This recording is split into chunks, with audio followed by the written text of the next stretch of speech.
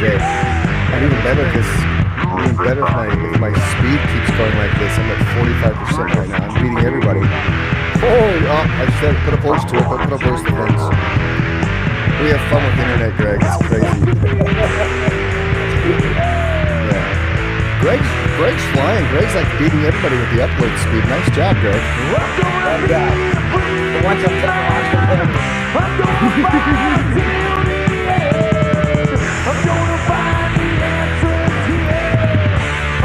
This is us, just so you know, Greg. That's me singing and Mike playing guitar. Yeah. Thank you. About 30 years old. Welcome to the Chris and Mike Show. I'm sorry, I was going to say I'm Mike. No, he's Mike. I'm Chris. A portion of the show is brought to you by Riverside FM, the one and only choice for podcasting platforms. Remember, we are live on Twitch, YouTube, and chrisandmikeshow.com. So if you want to join us live and listen to Greg Amici and tell. That's the beauty of live, man. You tongue twist yourself. That's what I loved about the radio. I would say something, I'd mess it up like, fuck, here I gotta start all over, man. Give me a chance. I'll follow up on that. Well, hey, boys and girls. Welcome to the Chris and Mike Show. I'm Chris. He's Mike. This is Greg Amici. We're going to be with you for the next hour or so, going live on Twitch, YouTube, and chrisandmikeshow.com. Nice. That's my cheesy radio voice. Greg, welcome to the show. You are here. Greg. I think you reached out to us, which is super, super cool. Thanks, Chris. Thanks, Mike. So we're going to go on an elevator ride. You're going to give us a spiel of why you're here, what you're all about, and then we're going to deep dive into your life resume, who you are, and what you're all about. You ready? No pressure. No pressure, Greg. No pressure. Cool. Baldman unite. No pressure. I'm good. There it is. Woo! I'm hitting it. Okay. So, pressure's on, but not really. I'm right. So, singer-songwriter, not cool. A spring chicken. So I'm kind of reviving after having left music for a long time. A couple of years ago, I started recording with James Mastro, who produced me from the Bongos, and Patti Smith and Mott the Hoople. So he produced it. Got great musicians on this album. It's called Tragicomic. I was actually playing live to promote it, but I just tore 2 quadricep tendons at the same time. Oh, ouch! I'm not able to do anything right now, but that's a drag. That's why I'm having fun doing podcasts and staying in touch with people. The music, I don't know. I do genres, rock, alternative rock, and love doing it. That's why I came back from I did a 16-year hiatus. I was acting, I was writing, and just like not doing music. Got my master's in English Lit. And then I came back starting 2019 because of COVID. I was able to get these top-notch guys. The sad part is it was COVID. The good part was that they were there. So we did the album over the course of 3 years, and then finally I felt confident enough to not just release singles, but to do it as a whole album. It's called Tragicomic. I don't know if I said that. Nice, dude. Yeah. I'm a suburban guy. I'm from New Jersey. I'm back here now because I inherited this house, so I'm back here. Oh. I spent a lot of time in LA, most of my life in New York City, a lot of time in LA, and then I came back here to get my master's in Brooklyn, and that's when I decided my parents were getting old and I had to take care of them. So that's what got me back to the house in New Jersey, and it's on the lake, so I'm happy. As long as nice. As long as I'm on water, I'm happy. So question, since you're in Jersey, you Giants or Jets? Giants. And, it's your only beer cup. For Christ's sake. Unfortunately, yeah. See, unfortunately, I'm also a Met fan. Okay. Which is the worst combination of the Jets and Mets. So Giants, although it's been bad for 12 years. Dude, we got some hope. It's finally some hope. I mean, I grew up during the 15 years of lousy football. Me too. They never won when I was a kid. They sucked. Gotcha. Yeah, gotcha. So, I'm a Giant fan for sure, though. I'm excited, man. I'm excited for this year. I'm excited for you. I think Harbaugh I was worried about Harbaugh in the beginning because he hadn't done shit in Baltimore for 7 years, right? So I was like, okay, really, is he gonna make a difference here? And then when I started seeing all that he was doing off season, how he got the sidestep shown, which why he's still there, Greg, I have no idea. I don't know what this was showing.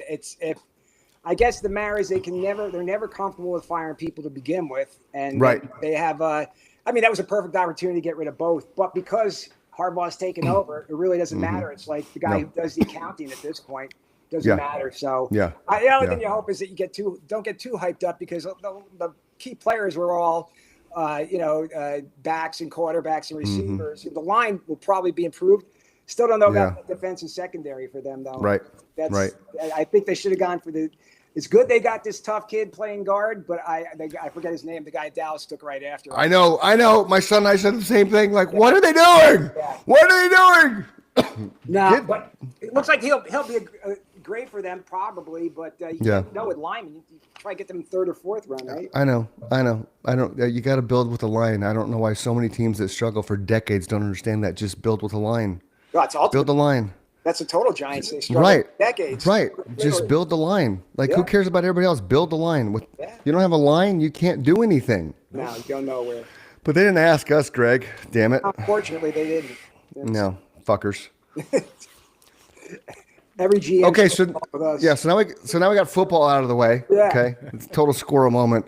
Okay. You're into martial arts. You're into music. So let's talk a little bit about the music side of life and how you got into that and how long you've been doing that. And obviously you said you're not playing right now because of the injury, but let's go down the music path, man. That's why we're here, because we started this thing based on music because we're musicians as well. I got you. No, I've been listening to stuff about songwriting and everything, so it's very interesting.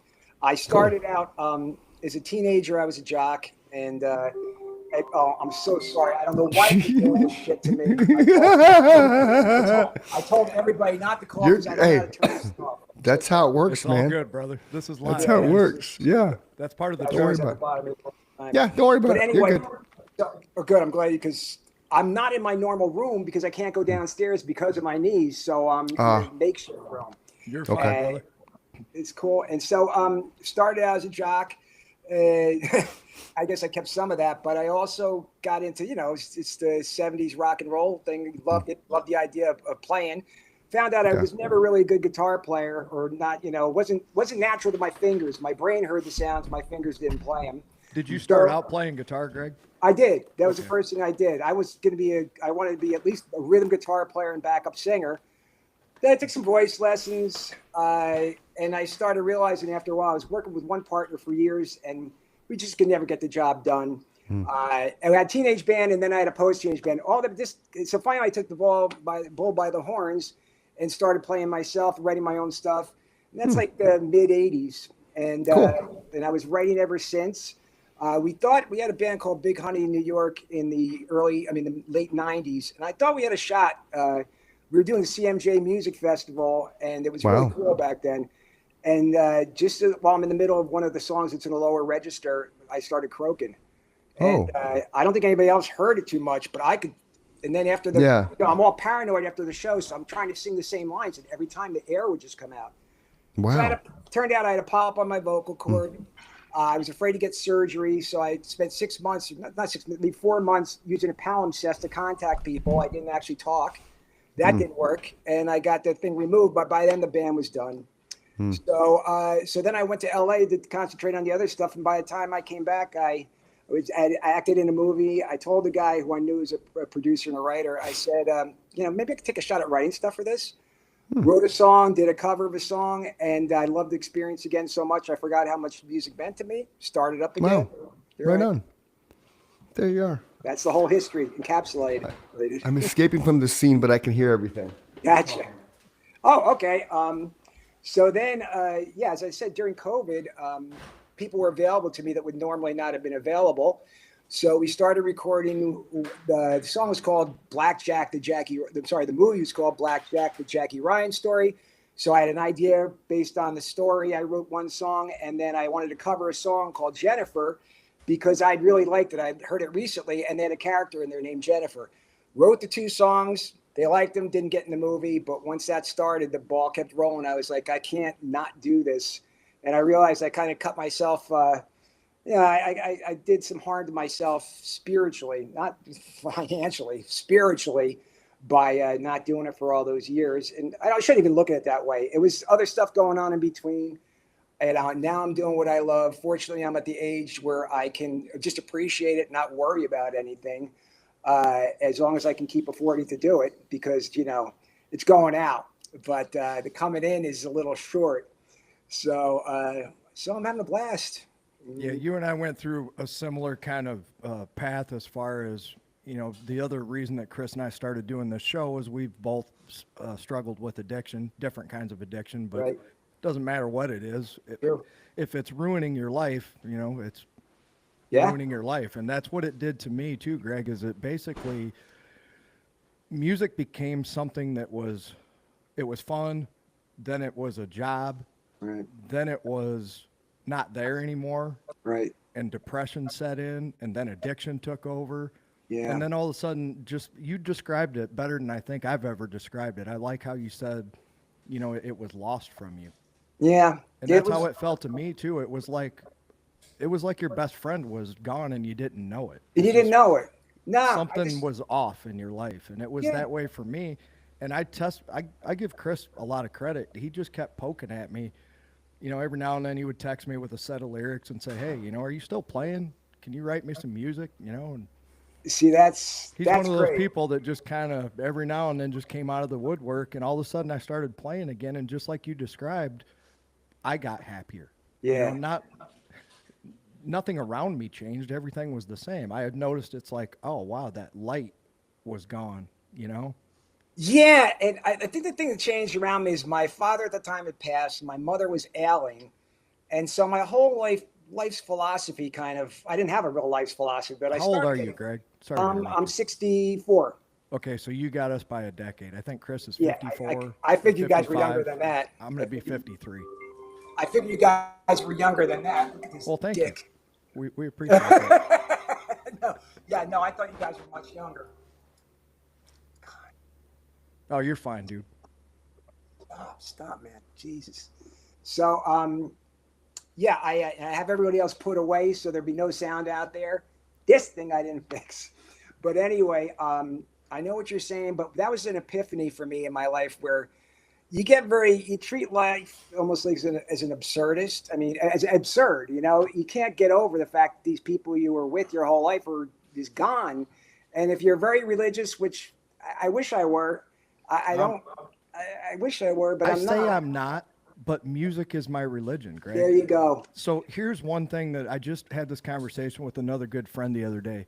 When I was a kid and I started playing guitar, I was about 10 or 11. And I would lock myself in the bedroom to the point where my mother would actually make me go out. She would lock my bedroom door and say, "Go play with your friends." She was Right. worried about my antisocial behavior or whatever. Right, But right. what I didn't realize at the time was that is when I found grace. Yeah. The Yeah. time that I'm playing music, you just heard me before we started recording. The Yeah. time that I'm playing is the only time that I feel 100% at peace with myself Yeah. because you're not thinking about anything else. No. And for me at that time, it was sports. I was just a nuts over sports, playing, watching, all that shit. And so if I let the curse, I hope it didn't. Yeah. screw things up. Yeah, you're fine. Yeah. So, I cuss like a sailor, dude. yeah, me too. I'm trying to calm down with it. We have tried to get better about that on this show, both of us, just because I think you want to use it effectively. It's not Yeah, that it yeah. bothers me. I Yeah. find it hilarious that a word can offend somebody. Yeah. So, which is probably why I cuss so much. Yeah. Because I know Yeah. it bothers people's spirit. It's like it's just a word. It's a sound you make with your mouth. It's something because it's so automatic in me that I have to actually calm down, slow down. But the thing is, for me as a kid, misery would take me right out to a basketball court, and I started out playing guitar when I was in third grade, but the guitar was so hard to play because of the Yes. action, my fingers would crack. So, I remember my big hit was when I played the Melody to Yesterday in third grade. And that was like the last time I played guitar until I was a senior in high school. And then the bug came in because I got called in to act in a musical or two at the school I was at. I was like, okay, cool.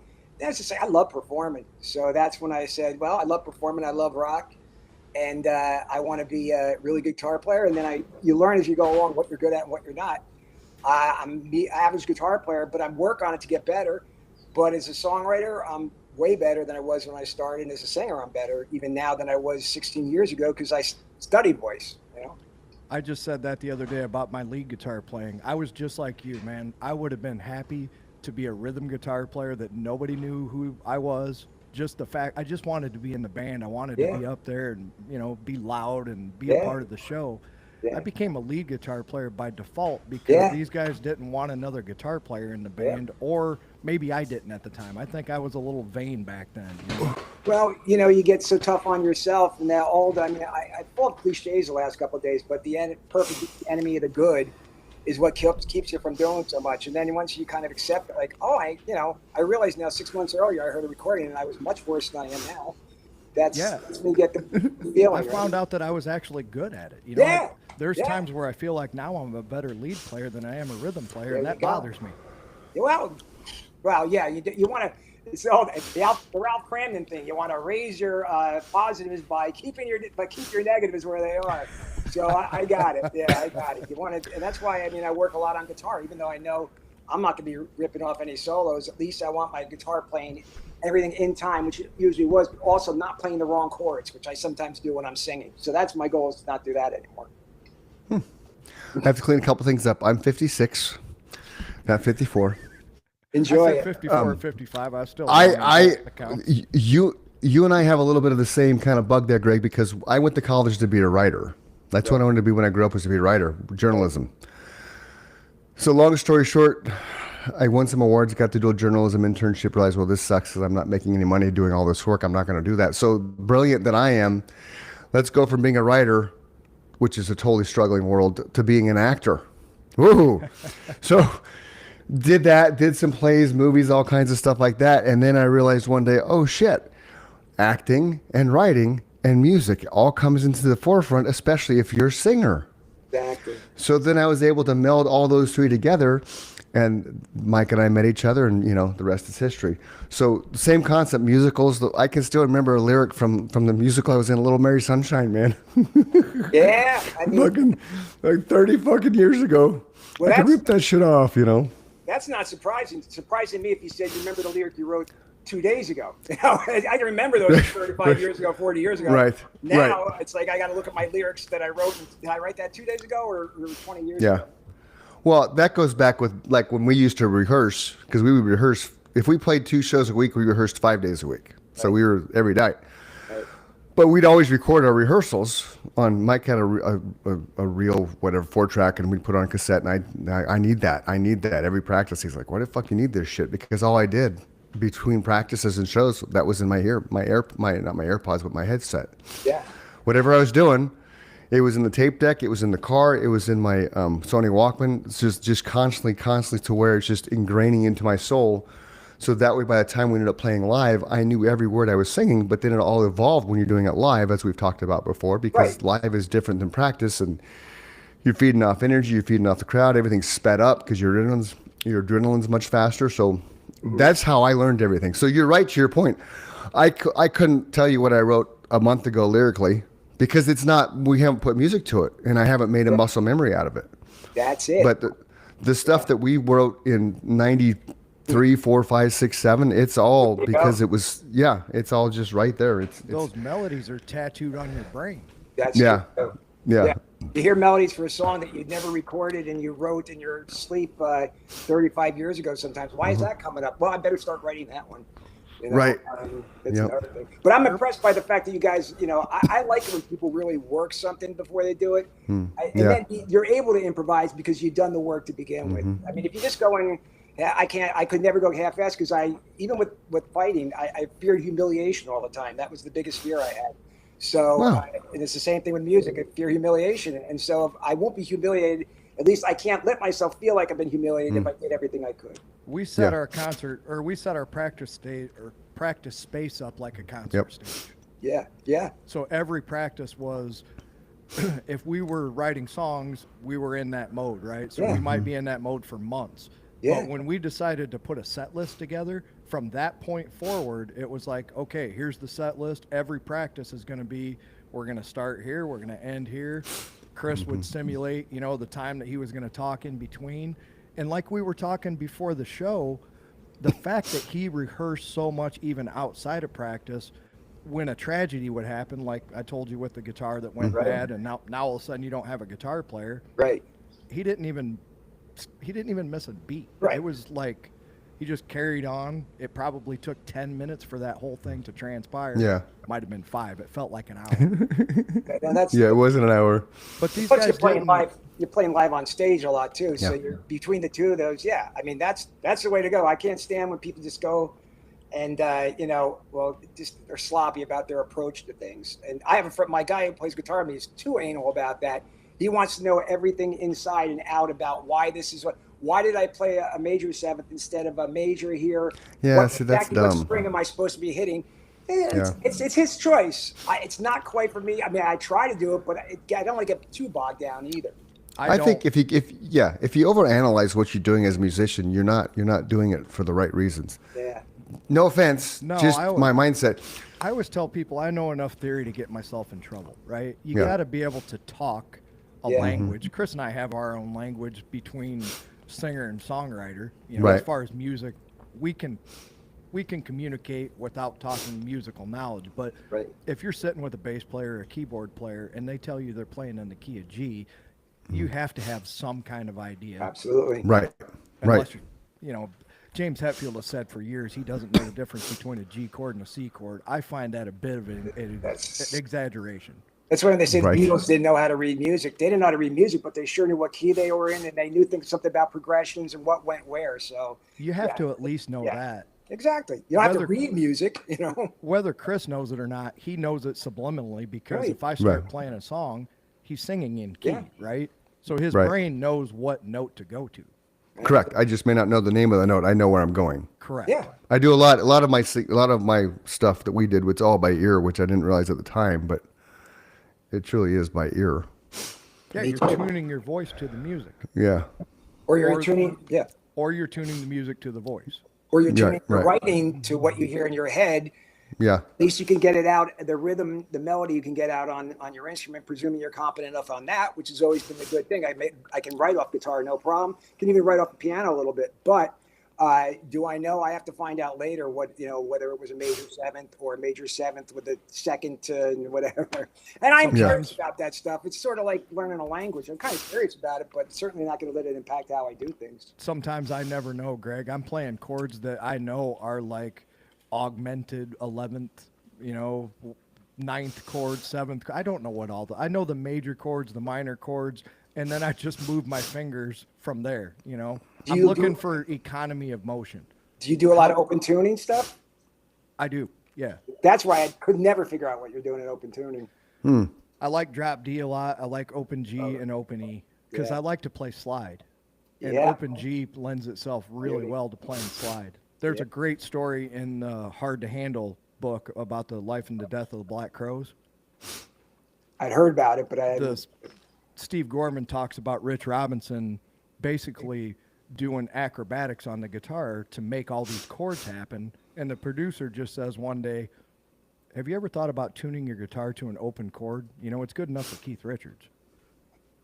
hell yeah. And the whole sound of the Black Crowes evolved from there. It was Oh, just really? simply he changed the way he thought because as well as I do, playing in an open tuning, you can put one finger down and hit all 6 strings and you're making all you got to do is move it a fret or two and you're making all these cool weird chords that Yeah. you'd never be able to play in standard tuning.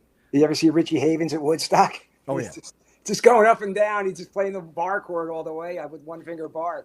So yeah, I mean, I love it because I don't know what I'm doing there, and you get these amazing sounds. I come up with weird tunings by accident that I don't think are often used. Then I'm like, oh God, why didn't everybody use F sharp? It's strange. You just hit my whole claim to fame. I'm trying to make it sound as complicated as possible with the easiest fingering pattern, right? Exactly. How can I get the most out of this one spot that I'm playing in? Yep. No, you're right. You got to milk it. And it's simply because I wasn't good enough to do anything different back in the day. That became my style. That became, and that's so important that you have your own style, which I'd like to think I have with writing and singing. But yeah, I mean, even if it's your weird influences on your sleeve to a certain extent, the sleeve's got to then be rolled up enough that you're doing your own thing, and that's so important. However you learn it, you're not going to get a great style if you're sitting. I was never in a cover band. If I learned how to play everything, wasn't either. specifically, then I don't think I'd be as good, frankly. And I say the same thing. It was important for me to I wanted to be in an original band. And to me, to do that, I could be wrong, but my mindset was, I'm just going to figure it out. I'm going to make my mistakes along the way, but I'm going to do it my way. Because in the end, I think Chris will tell you, when you hear me play, you're going to know it's me. I can already tell. I can already tell because I've heard, like I said, different podcasts, so I can tell. Yeah, I definitely have your own style. It's very cool. And I appreciate that, man. Yeah, I used to get complimented on my tone a lot, and then for my choice of phrasing and lead playing. And once again, it's simply because I had to do the most with the least, you know? And you are fooling people because your technique seems like, brilliant. So, I mean, the fact that you're playing simpler than it sounds, that's what I would have thought it was very complicated what you're doing. I wasn't really watching your fingers, but I would have thought it was quite complicated. I'm super proud of my technique, and I don't say it a lot on the podcast because I always want to be positive towards other musicians. Right. But there's guys out there who have been doing it for a long time, and you hear them and you're like, man, if you've been doing this for 20 years and that's how you sound, you're never going to get it. And I don't know how to tell you that without crushing your spirit, but yeah, and you don't want to do that. No. But if Chris had been singing out of tune for 30 years, I would feel so sorry for him. You know, it's like, man, the guy thinks it'd he be can terrible. sing, but That's where you got to kind of you have to know your own abilities. So I mean, if I had been trying to play lead guitar since I first started and I still was fumbling around, I wouldn't have kept doing it, Exactly. And that's kind of where I was at. I might have stuck it out a little longer, but I knew then I could write. So that's how it goes. But you got to know if you suck. and there's so many people that don't. All you have to do is go watch the amateur guys on YouTube. Yeah. And I tell Chris all the time, I got to get off my ass and just start recording some videos because I think it would be inspiring towards at least beginner to intermediate players. Absolutely. To figure out where that threshold is. I always credit our drummer with taking me over the top. When he met me, these were his exact words. I have never met somebody who can play a guitar so well who doesn't know has no sense of timing. Oh, really? It's simply because I never played with a metronome and I wasn't learning other people's music. So I was just sitting in my bedroom jamming along to my little Marshall studio amp back in the day. So when I got to him, I was speeding up and slowing down all the time, and he would just emphatically start smacking the one. He's like, "You can only go this fast, dude." But that's why it took me many, many years. People telling me, "Got to work with a metronome. Got to work with a metronome," because I don't play guitar for the most part in the studio, even if I written the parts. Because I'm thinking that's going to take me so long. And then finally, I wanted to do something on one of these songs, and because I've been using the metronome so many times, it was perfect in one take. So you really, the metronome is your friend. Oh, for sure. When you lock into that sense of timing in your mind, yeah, you wonder how you ever got by. It's like, why didn't I know that? I know. I hear you. I could go on and on forever on that stuff, but well, that's here, man. We're talking music. Exactly. You're in Mike's geek out zone, man. Like I'm gonna be gone for a couple episodes, and I'm making sure I'm loading him up with musicians so he can just have nothing but musician talk. Because a lot of it just, because again, I mean, not that I've always looked at myself as a musician because singing is an art and is an instrument, etc. But at the same time, it's different because I just again I always kind of sang by ear, whereas you guys are all about the notes and the tones and the rhythm, all the kind of jazz, all the things, man. Yeah, he had such an adorable language. He'd say, that wheedly wheedly stuff that you're doing there. I want a little more of that wheedly wheedly before I sing it. Yeah. It's taken me a long time to catch up on some of that. Most of it was out of curiosity to make things simpler with other musicians. But no, I'm with you. I'm like, it's all instinct, and then if I can throw a little something of knowledge behind it, or use a metronome to improve the thing that's in my head, that's the reason. Not because I'm ever going to have a grand grasp of theory or anything like that. You can't write from theory. Right. I always ask people this simple question. Would you rather listen to David Gilmour's Comfortably Numb solo or anything that Yngwie Malmsteen ever played? Gilmour. There's not even, I love Yngwie Malmsteen. Not only is that, you picked out maybe one of the best 5 solos in the history of music. So. Mm-hmm. No doubt about Yeah. that. There's a reason it's one of the 5 best solos in the history of music because Exactly. he poured his soul and Soulful. all of his emotion into that So solo. soulful. Yeah. One of the other top 5 is when Prince joined the Rock and Roll Hall of Fame stage and the right tribute to it is. Guitar Gently Weeps, and just took that on for like 9 minutes just as a big F you Rock and Roll Hall of Fame for just not including me in the top 100 guitarists of all time. I can listen to that thing every day like it's brand fucking new. That Because might you be hear number 1. because you hear something different every time you listen to it. It's like you just and I'm not a guitarist, but I've been around enough guitar players to know. And Prince was an amazing musician, so, but every time that comes across on one of my feeds, and I'm like, holy shit, I didn't notice that part. And how It's just- effortless he makes it look. Right? Like he barely looks like he's working for one. Yeah. Once in a while his face moves, Yeah. do something with his mouth when he's trying to hit one of them big bends. But for the most part, he is playing some of the Yeah. most complex, melodic, beautiful music ever recorded. Yep. And he just looks like he's on a Yeah. Friday afternoon just hanging out. Yeah. Music and was- just yeah, go ahead. no, I was just he walked on the stage to do that solo, kept looking at Tom Petty and whoever else was back there, like, I'm still going. I'm still going. No, you're not. I'm still going. And then when he was done, he just walked off the stage. It was Threw just his guitar up in the air. Yeah. yeah. We're It pretty was sure just that by guitar's in space floating around in the orbit right now. yeah. That was just by far the greatest, I think, of any. Just walking on stage, like, here I am. You can't ignore me, but you did. I don't know why. Well, musical genius is overrated. So many pop people are, connoted or given the attribute of being a musical genius. That motherfucker was a musical genius. Mm-hmm. Yes, Oh. he was. That's no doubt in that. You can round out your top 10, but he's going to be number 1, 1A, 1B, 1C, and 1D. Well, what's crazy too, and it's just hearsay, but he apparently had recorded enough material at his studio that he could release a new album every week for 100 years. Yeah. But so, what does that tell you about the songs that he picked to actually put on the albums? It's Right? It's kind of like Eddie Van Halen's catalog. He has that nobody knows really what he has because of how he, again, hearsay, how he labeled it or There's no catalog. right catalog. There's the word. He didn't put any kind of numbering system. Right. So it's, how much of that would just, change the industry alone as they released them if they knew how to release that as a full product, which I don't think they ever will because you have too many bittering back and forth between Sammy and Dave because they're both fucking stuck in 8th grade. Oh, really? So that's part of the problem. I think so because Alex is being a dick from what I've seen and heard and read, and Sammy and Dave just bicker back and forth because they just they're children. They're children. It's funny because I saw Sammy Hagar when nobody knew him. He was always opening up for people at the Garden. Right. And he loved this song Red. He said, "This is my song Red." And every time he played, he'd get hit with M80s, anything you could possibly imagine. People hated the guy.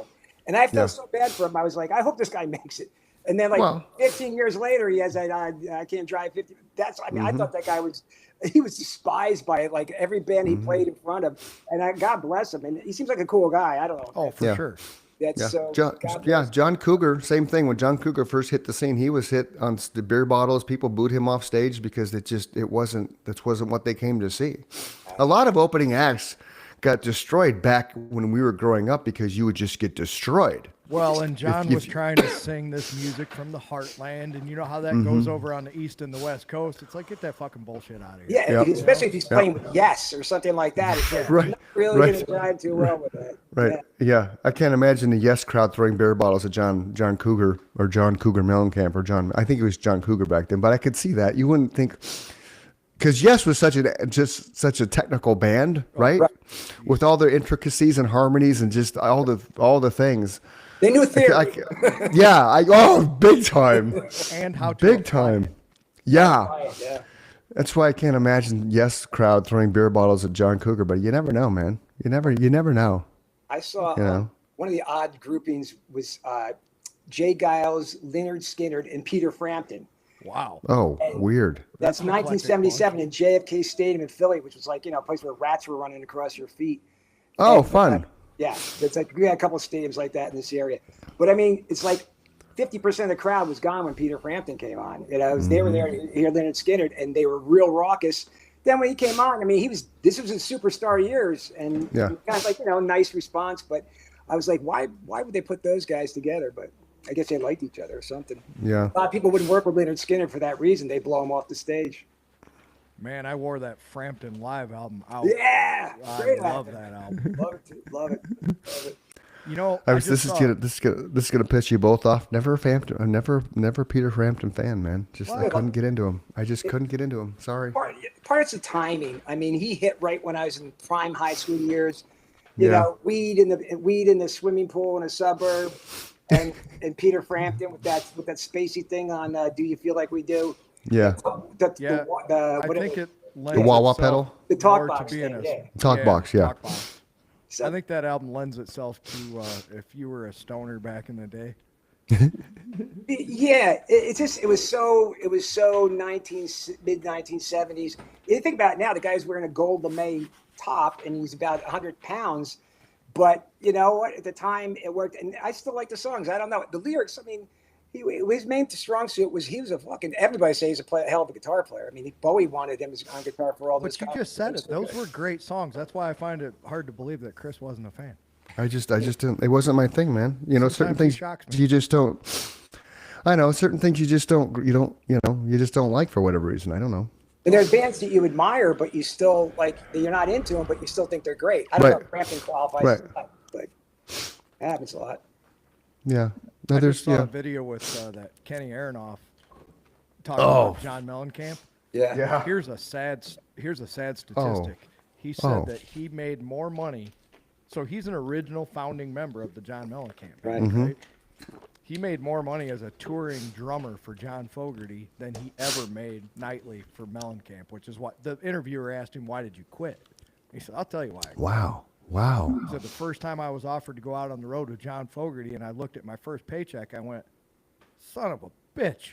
That's what it's supposed to be like. Yeah. Wow. Wow. Yeah. Believe me, there are a lot of bands or that situation where you think these guys are rich and famous sidemen, but not with the band they're playing with. No, They're right. My point to telling this story is Chris and I saw him, and we both admit that's probably one of the most fun, not only concerts, but fun nights of our lives Right. for real, man. A lot of I mean, reasons. Right. Yeah. And he was one of the reasons. That guy was Yeah. such a phenomenal drummer. Phenomenal. And you think about those beats, some of the, like the middle of Jack and Diane, it's so iconic. You wait for that drum fill to come in. And you don't know how much is his and how much is Mellencamp's bringing what he wants to the table. But either way, the guy's execution is incredible. He probably has a lot of inventiveness too. Yeah. I So just there's find the it story. sad when they don't take care of their members like that. Agreed. So the story about that show, Mike and I both caught it because we just happened to be looking at Arnoff when he was drumming. I don't remember what song it was. Yeah, I don't either. He hit the snare and you could tell the snare broke. Okay. By the time his hand came up, right? And by the time, I mean, imagine the speed of this. Okay. Broke the snare, come back up, hit the snare. It was replaced by his drum tech, perfectly tuned, ready to go. Shit you not. Whatever he's doing, broke the snare. Whoops. There it is. Just Mike and I were like, fuck, did you see that? Yeah, did you see that? And, you know, if you weren't a musician, Ninja. you didn't see it. You had no idea what happened. That's a guy who really deserves a raise. Those guys don't get Yeah. enough. Yeah. That right there should have been, the $20,000 raise if they're making money back then. But Right. But and that's the drum tech. So the drum tech's sitting that close to Arnoff, yeah, right? That fucking close. yeah. Obviously the whole show, because he was Johnny on the spot, man. That's like Mike breaking a string playing a guitar, right? Now, if we were touring stage and shit, that happened, Mike would just turn around, fucking drop the guitar. There's another one right there, because that's what your techs do. Yep. But that by far was the most spectacular thing I've ever seen from a tech standpoint. Just all on 2 beats. Within 2 beats, he had yeah, back. yeah. It was 100%. insane. It was insane. That is insane. Yeah, Yeah, we and I both keep looked at messing with each my other. eye. It's like, did you see that? I'm like, Yeah, it was crazy. I saw that. Crazy. Where crazy. was the show? Cricket Pavilion in Phoenix or Glendale. Yeah. Love Glenn. And it was, that was the first time that I saw him live, and I ended up seeing him 3 more times live, and they all failed to compare because he was It was a summer show, but it wasn't super hot yet. But he was in the pocket, like that was in the groove of his Right. Oh, he was in career. his prime for sure. Yeah, like there was a point in time. Kind of we talked about earlier about David Roth. You forget the lyrics, just pull the mic away, let the crowd sing. So there's a point in the show where all the house lights came on, and he just stepped back, and the crowd just sang the song to him It was purposely. so loud. Purposely. But that was the thing. It was that entertaining of a show that it made me want to go back again and again and again. And by the third time we had saw him, it's like, all right, this is fucking terrible. He just, well, part of it's, you don't do concerts outside in Phoenix, Glendale in July and August, man. Unless you're Steve Miller.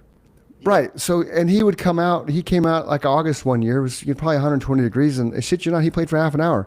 Every song he'd leave stage, because he would dress up. So every song he would leave, he would leave the stage during a non-vocal part and come back with a piece of clothing removed, to where he finally was just sitting there with his t-shirt and his jeans because he was just sweating his ass off. So you think he'd learn? Don't come back July and August, John. But what he kept doing, fuck, come back July, August. Yeah, you think he tells his booking agent. Miller Right. said right in the middle of his Fire. concert, he said, "I need to fire my tour manager." You 'cause did say he's that. booking me in Phoenix in August. That's Yeah. That's There should be no outdoor concerts July, August. They should all be relegated to inside venues. It's And too that- fucking hot. yeah. That doesn't mean just Phoenix. I mean, in New Jersey, it's Well, true, because you got humidity. Yeah. the only thing is Yeah. we have what used to be called the Garden State Art Center, and now it's I forget. I always know the old names, but it's some bank or something, PNC Pavilion or whatever. That's the yeah. one place where it's hot, but it's underneath something, so it's not Yeah. terrible. But any other place, like going to the Meadowlands when you have AstroTurf back in the day. Oh, yeah. And seeing bands there, you could feel the AstroTurf coming through whatever they got covered in. Oh god, that was steam. Well, and Cricket has a cover, right? And it has now they have oscillating fans everywhere. Those big ass ceiling fans and stuff. And then you can see in the front of the stage they have a bunch of fans set up for the artists themselves. It's covered, right? The front part of of Cricket's covered, like you say, section 100 is covered. So then you get out to the grass where it's all open air. But it's still hot because it's black and it's Arizona and it's July, When August. It's It's 115 100. degrees and you put a Yeah. cover on something, you're basically Right. just creating an oven. Yeah, Right. that's scorpions running all over. I imagine at that point. That's just Right. incredible. No, Right, I and- don't envy the Arizona heat. No. That's for sure. I You like guys to still see- go to concerts, by the way? Yeah, Oh, yeah. I do, Big- not as big much as I used to. concerts. Yeah. Big concerts, because I now I'm like that angry old guy that just I can't stand it when I'm getting bumped into by other people. I'm like, if I'm not playing, let's say if it's in a small place, I don't mind, but like going to a big concert, I rather sit up in the bleachers so nobody will be touching me. I'm fine with that nowadays, and I would rather see a band at a theater if Yeah. possible nowadays. Yeah. But I really want to go see this Whiskey Myers and Black Crows. They're playing at an amphitheater up around Chicago. I'd really like to see that show because Whiskey Myers is a band out of Texas Uh-huh. that everybody should go listen to. They're good Southern rock. Uh-huh. Oh, They're in the same vein as the Black Crows, which is why Right. they're on tour with them. And I- they actually wrote a song together that I found last night on YouTube that's really good. I just got turned on to the Black Crows recently. I kind of One of my favorite bands, dude. I In just my knew that opinion, they never wrote a bad song. Well, I'll tell you, I was never knocked out by that one where kind of stuttering song. But then hard to handle. Yeah, hard to handle. But the other stuff. That's an Otis Redding cover, by the way. Yeah. That's an Otis. I didn't know that either. But the other stuff. I mean, really, I was amazed because he did. I didn't classify them so much as Southern rock, even though they are Southern rock. But then you hear the elements of the Allman Brothers in there and Skinner, and it's like, okay, now When wonder you they listen claim- to the Southern Harmony and Musical Companion album, the one that Mark Ford joined for, it Right. becomes a lot more Southern rock. Right. The first Okay. album Now- is pretty much straight ahead, kind of blues rock, more towards the AC/DC. You know? Right, that's what I thought. I'm going to get crucified for saying that, but if you're a true musician and you understand what I'm saying, the first album, Shake Your Moneymaker, is far closer to a simplistic, stripped-down AC/DC songwriting process. That's what I thought. The Southern Harmony, in my opinion, is one of the best albums ever recorded. It's a masterpiece, man. I'll listen to that cover to cover because Is it Whiskey Myers? Is that who you said? Yeah. Okay. Are they like a major label band? I'm so Yes. out of it.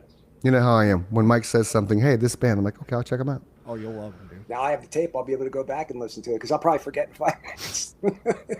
This is Whiskey here forever Myers. What album do you have, Mike? now. All of them. Okay. Wow. They're one band that as soon as I heard the first song, I downloaded everything that they ever recorded instantly. Okay. How long have they been around? I have no idea. 19. Okay, so one album Early one's from 90s. one's from 2016, an album called Mud. That's when I started listening to them about 10 Okay, years ago. and then Firewater's from 2011. Oh, 2011, Firewater, 2011. Wow. I didn't find them that long ago. I probably found them about 8-10 years ago. And they have Womp Whack Thunder, which was released in 2025. That has according to the charting, there's 4 hits on that one. That's the album they're touring on with the Black Crowes right now. Okay, so I'll buy that one. Oh, those guys. I thought you were talking about Black Crowes. I was saying they're 90s. I was, They had a new album out in March of last year. Maybe it was 2 years ago. It's called Happiness Bastards. yeah, well, I heard that, there's always some internal stuff there, but I can't believe how much I enjoyed listening to them recently. That's a gem when you find bands or artists that you never knew was in the 70s or 80s, and then all of a sudden you hear something and you start on YouTube, and then you listen to a couple more, like Richard Thompson. I don't know if you know Richard Thompson. That guy's I know the name. He's from Fairport Convention, originally folk rock from the 60s. I hadn't known a couple of songs of his, but I started watching him play. He's really legitimately one of the top 10 guitar players I've ever seen.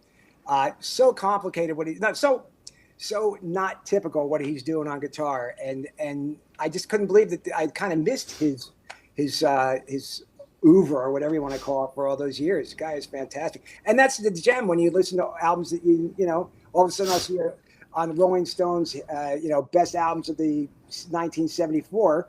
I'll look at one that I didn't know, and you find some gems that way. Well, here's a guy that all three of us are going to know because he was on TV every week. When you talk about the greatest guitar players of all time, nobody ever mentions Roy Clark. Oh God, No. That dude could shred. Hee haw. Yes. yeah, and Buck. I mean, Yep. they're both. Yeah. Yeah. Buck Owens. Yep. Yeah, that's great. Tremendous talents. Yeah. And, Jerry Reed. Jerry Reed, really? Jerry He's Reed. really Yeah. good. Yeah. Oh, he smokes I on knew a him as a guitar. singer, dude. but I didn't know him as a guitar player. He smokes on a guitar. Wow. Eastbound down, rode it up and chucking. Just We gonna do what they say singing can't be and done. playing all those country chicken picking licks at the same time. Mm-hmm. It's beyond fathoming, but it's funny too because I was not a big fan of that show. I love their music, but the rest of it I couldn't take. So I never saw too much. I probably never saw enough of it. But I seen him on guest on other shows. He was fantastic. I heard something funny last night. I was scrolling through some reels on Instagram, and this guy described Dave Mustaine's guitar playing as chicken picking with distortion. And really, that's what it is. Interesting. I thought that's Yeah. the best description of his guitar playing I've ever heard. So you have eclectic taste because you kind of like you know the whole gamut. I'm impressed by This that. is a true story. In my playlist, you might hear Pantera's 5 Minutes Alone, and the very next song might be Dirty Diana by Michael Jackson. Right. There you go. That's great because too many people are they're stuck in one thing. They don't expose themselves to anything else. And even if it's like a production value, something you hear from. That's why I listen to albums from 2020s because like rarely find something that really turns me on, but I might find a sound that turns me on. And I'll think about, well, how can I incorporate that? Well, I just had this conversation with another friend of mine. It's funny you bring that up. Chris always talks about how in line we are with the universe a lot. About 2 days ago, we were talking about how I was raised as a musician, and I said the single biggest thing that my guitar teacher taught me, other than how to play a guitar, was to not pigeonhole myself into one kind of music. Yeah. Because then everything you play is going to sound the same. It sound the same. Yep. Yep. And Yeah, see, I grew up on that old school country music. I'm talking Waylon, Willie, Yeah. Conway Twitty, Dolly Parton, Eddie. Oh, what the fuck? Rainy is the Night. What the Eddie hell is his Rabbitt? name? Eddie Rabbit. All that shit's in my playlist too. Right. So Crystal Gayle, Loretta Lynn, like all of that old school Charlie Pride, boring ass country that you want to kill yourself after listening to. And then that evolved into like the Eagles as like in the mid 70s, I think 7, 8. I got the Eagles because we had the 8-track, right? So I got an Eagles 8-track and then when the record player thing, then all of a sudden I got Kiss and Asia and then just kind of so it just, but that's still there. Like one of my favorite all-time country artists is Charlie Pride, just because he's Charlie Pride. He sold more records than Elvis for a period of time, and they wouldn't put his face on the album because he was black. I know I know Isn't that that whole crazy? story. Right, and then yeah, I mean he was the top what is it? Well, RCA Records, the number one selling artist for RCA Records for legit a span with him and Elvis being who Elvis was. He outsold Elvis, which is just crazy. It is. The whole thing with country music is that it's sort of like I didn't get it when I was a kid, but then Nor I did got to I. the point. I was so curious. It was force fed down my throat, man. But I go back now because then I hear the contemporary country music, and I'm like, that's like rock, but It's not pop so rock. great. It's country. Yeah. It's country pop. It's country Yeah. rock. We call it country rock, which is great. Nikki and I, my wife, we go country swing dancing, so we like the country rock because it's faster tempoed and you can dance to it. The country music we grew up on, it's the box step waltz. That's true. That's Right, and true. like yesterday, because I have mixes and shit on my when I drive around, whatever playlist, and I had a playlist that Willie and Waylon were on, and legit Willie Nelson, if you think about it, he sings in this register the whole time. All Right. his music. It's- You just said it, Chris. It's Yeah. almost all of it's in 3/4 time, which is a Yeah. backwards and- tempo. Right, but the One, two, reason three, why, 1, 2, 3, 1, 2. right, and the reason why those guys can sustain them voices for as long as they do, because it's just on the road again. Yeah. Just can't wait to get on the road He's again. not There's no, forcing you're that not, note very no, much. Yeah. there's no stress. No melodic leaps. Melodic Nothing. leaps, There's balance, nothing right. that's right. There's nothing that's gonna strain your voice, man. You're singing in key at the level that you speak, which I didn't believe me. I was yesterday years old when I thought of that because I'm like, he came on with My Heroes Have Always Been Cowboys because it's one of my favorite songs. I like Waylon's version better, but I was like, motherfucker, this dude never challenges his voice at all. It's all just like this.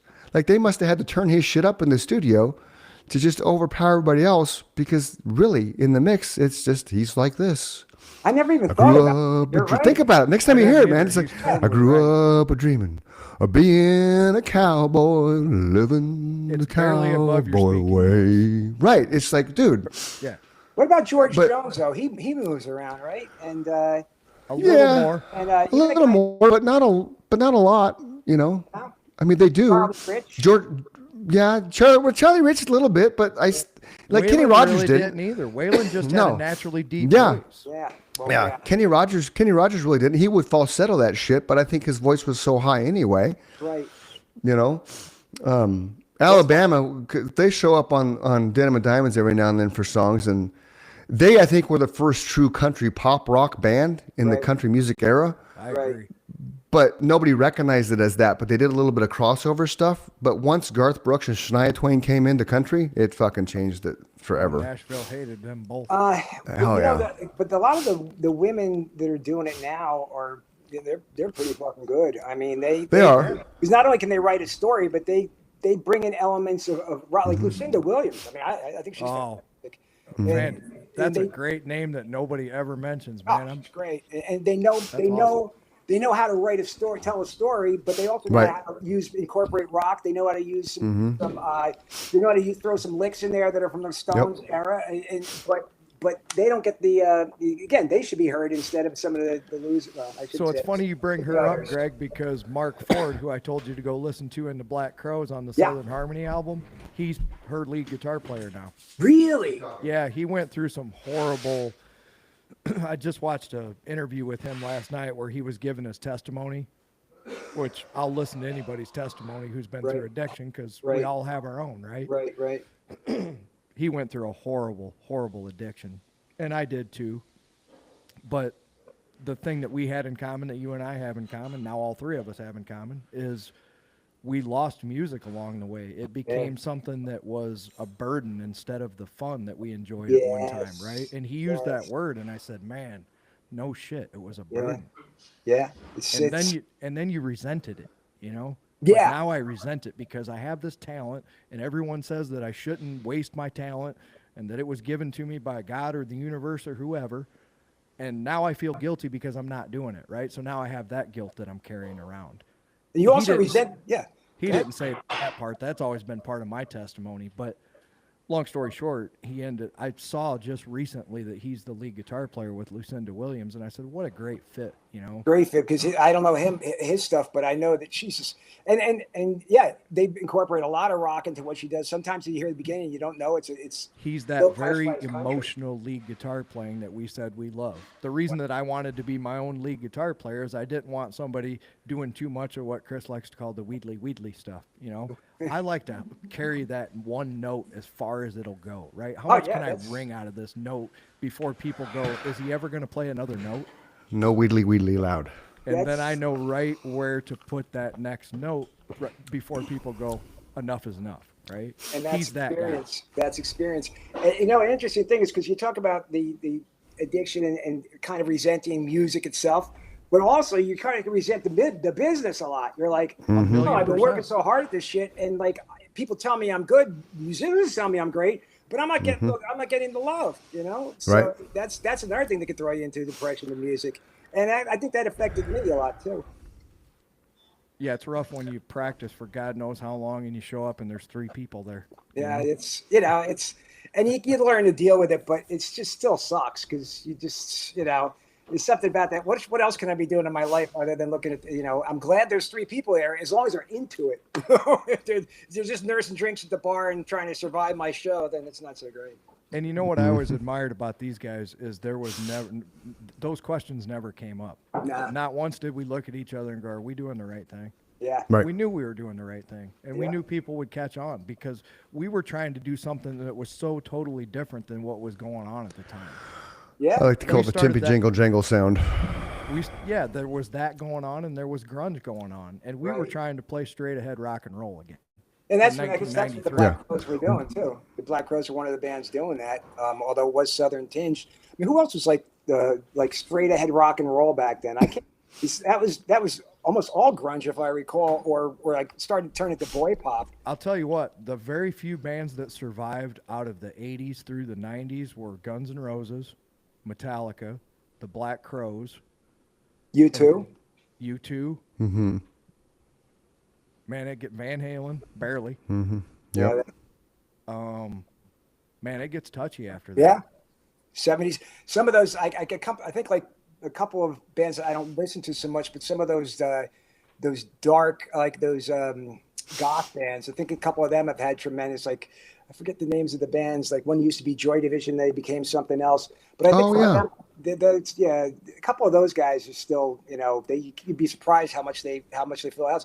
Other guys, I'm always amazed when there's somebody that never gets played on the radio, and they're like they consistently get like Phil Madison Square Garden up, and guys like that. But that was pretty much you're right. Whereas in the 70s and 60s, you can come up with 100 bands that are still getting, hundreds of bands that are still playing and still beloved.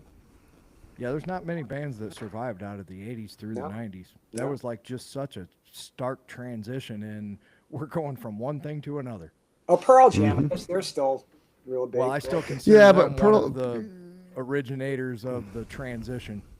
Right. Yeah, but Pearl Jam to me Eddie Vedder went too woke and too left and just dude shut up and just fucking play because that to me is more of a Something turn off. happened after the Vitalogy album. We say it all the time. Yeah. They changed, and you can't.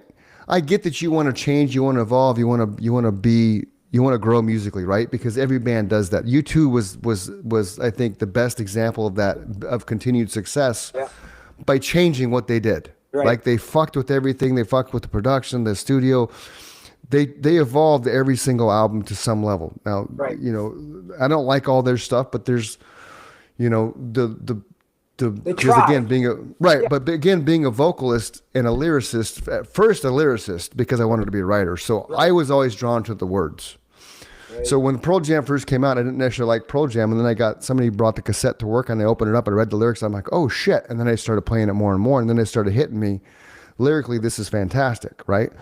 So U2 was the same way, and I didn't really care about Bono's politics and shit, but I liked how he delivered his message live. Yeah. There's the song Bullet the Blue Sky that's live. He has that little rant about this stuff going on. He's like, am I bugging you? Don't mean to bug you. Okay, Edge, play the blues. That was just badass, man. Stuff like that. The God I believe in isn't short of cash, mister. You know, Yeah. it's these little innuendos and these little lines that he would fill the space with, that kind of what we talked about earlier. We would practice like we were doing a show, and legit, this is where I'm going to introduce the band. So they knew throughout our set, after the third song, this is what I do. After the fifth song, this is how I open up. This is, I'm going to give a picture of beer. This is what I'm going to do here.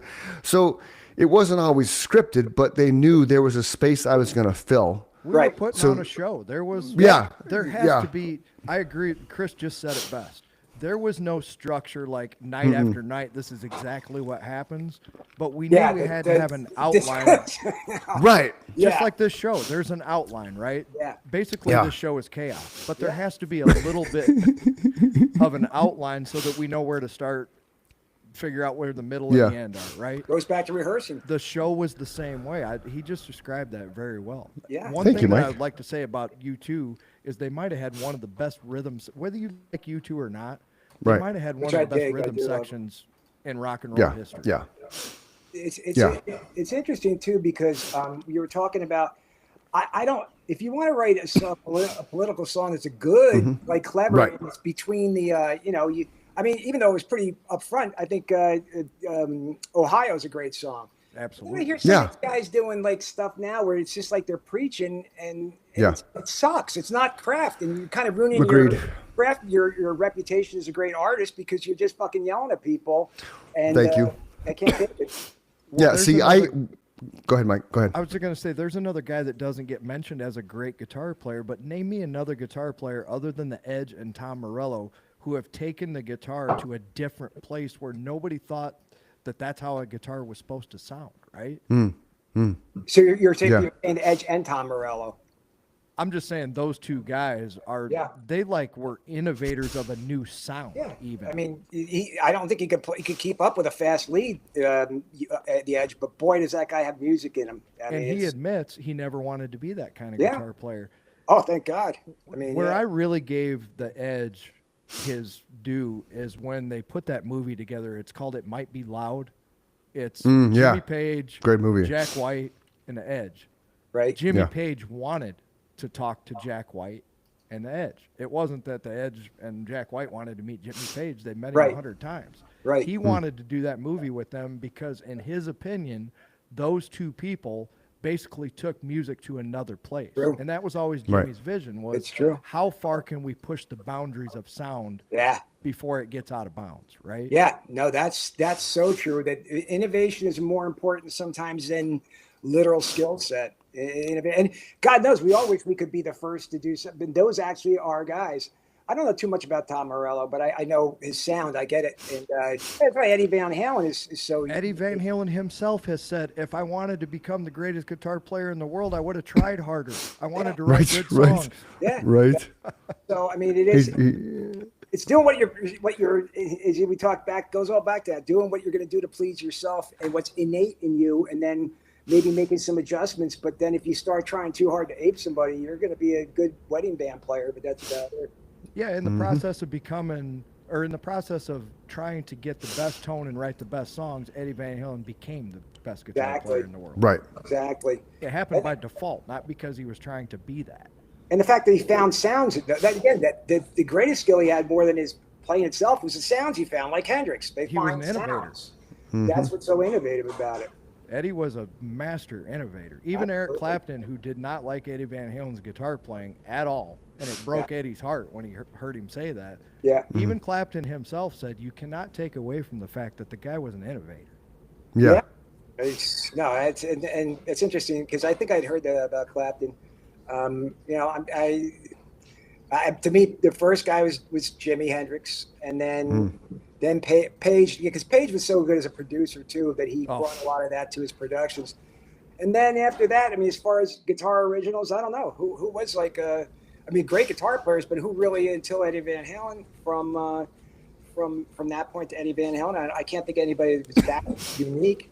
You know, really from Jimi Hendrix to him, with Jimmy Page in between, because he did so many other things to affect the music. Yeah, and there's a lot of people. I usually use the same timeline you do. I say Hendrix, Page, Van Halen, but there's people that will argue that Page was, you know, like you said, he was a great producer and he was a great songwriter and he knew how to get the best sounds out of the studio.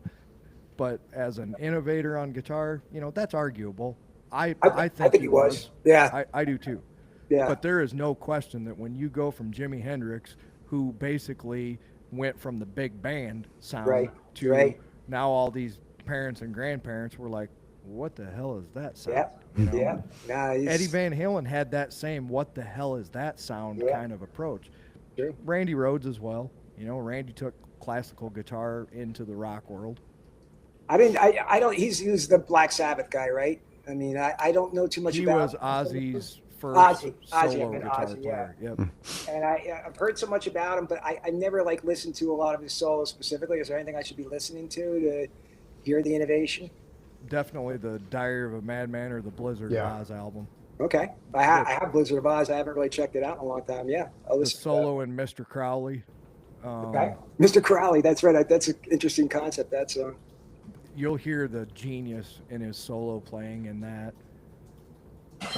Those two albums, just the crafting of the solos, instead of just being off the cuff, you can tell that he put a lot of thought into each individual passage and where it needed to go. Yeah, no, I've heard so much about him, and it's weird how certain things fall through the cracks where everybody knows a guy, but you don't really know him. And then you're like, you don't know this guy? Everybody knows this guy, and then somebody doesn't know them. So that's the beauty of music to me. Man. Yeah. Yep. I hate when someone goes, what do you mean you don't know who they are? It's like, I don't know who they are. Let me check them out. And that really took off after, the end of really AM radio. I mean, AM radio, you had everything would be in there that you get a taste of everything. Whether it was a obscure band to the pop audience, they still might have a hit, and that's how people knew it. Once that ended, there was no universal music thing, and that was in the 90s because hip hop would go off. If you look at a Billboard chart in the 90s, I wouldn't know what the hell's going on. But if you look at one up to 80, say 88, it all made sense how things did R&B and rock and even some back then some early hip hop, how they all went together and it made sense. After that, it's like whatever genre you're particularly into or whatever you're exposed to. That's why I keep trying to be exposed to more stuff because, the value is just somewhere it seeps in, Have you heard Billy Corgan's conspiracy theory that it was actually planned to kill rock and roll and that's when rap took over? I haven't heard that and I don't know that. I love his playing and I think he's a real interesting guy, but I did not hear that. And I just saw a clip of him talking about that basically. I mean, did he mean it kind of metaphorically or did he mean literally? No, he means literally. Wow. I got to hear that. I won't say anything about it till I hear it, but I got to hear it. I'm very curious. He's saying in the late 90s and early 2000s, there was a planned, movement, conscious effort by whoever to kill rock and roll. And the only thing that you can say that's true is it never did make a comeback. True. And what I really killed it was and there is something to that when they brought in the boy bands. That was an intentional, total misdirection. So once that came in, then all of a sudden pop and rock were kind of indistinguishable and it all became pop. So there's truth to that. I think it was, they were just like, all right, what's next after grunge? I don't think they thought, well, rock will be dead forever. It turned out it's now rock genre, There's this K-pop band out there now, BTS, that's bigger than the Beatles. Yeah. Well, and think about it though, but think about what the world is now compared to when the Beatles came out, right? True. You didn't hear, you never heard anything like the Beatles. No. Right. And that's everything now, especially with the kiddie, boy band, candy ass pop rock shit. It's all what they look like. The music is second. Yeah. It's the appearance, it's the image, it's what they're wearing, it's how they're dressed. But the one thing I will say about these guys, because I had a friend get me into them, I didn't even know who they were. And then when I started figuring out who they were, I'm like, holy shit, these guys are bigger than the Beatles. I went and I started listening to their music. The reason they're bigger than the Beatles is because for basically calling them a boy band is kind of an insult because they're super talented. They are. Their music is amazing. I wouldn't know that. I do know that once that kind of, what really killed rock, I think, was the corny dancing in those late '90s videos. Once that Billy Squire. I'm not Billy Squire. I mean, like poor Billy. That killed his career. Regret that forever. It totally killed his career. Yeah, but he knows it. But I'm talking about more like once the boy band started those. I mean, it started with Jack. NSYNC, Backstreet Boys. Yeah, when they started those coordinated dances, and young people or teenagers are actually into that. Yeah. I'm like, okay, I've lost. It's all over, Rover. It's all over. I'm done. Yeah, I'm done. Move along. It's like think we that might were into influence me until, like- Metallica and Megadeth, and you're into NSYNC and the Backstreet Boys. We are not the same. Right. There's something disconnecting here. They're all holding hands at the Grammy Awards or whatever. And it used to be when I was a kid, if you got a Grammy Award, you were a loser. I mean, Right. Yeah. and then the Grammy Awards, and now everybody. I hit the old guy with the kids on my lawn, but get him the fuck off my lawn. I can't take it for long.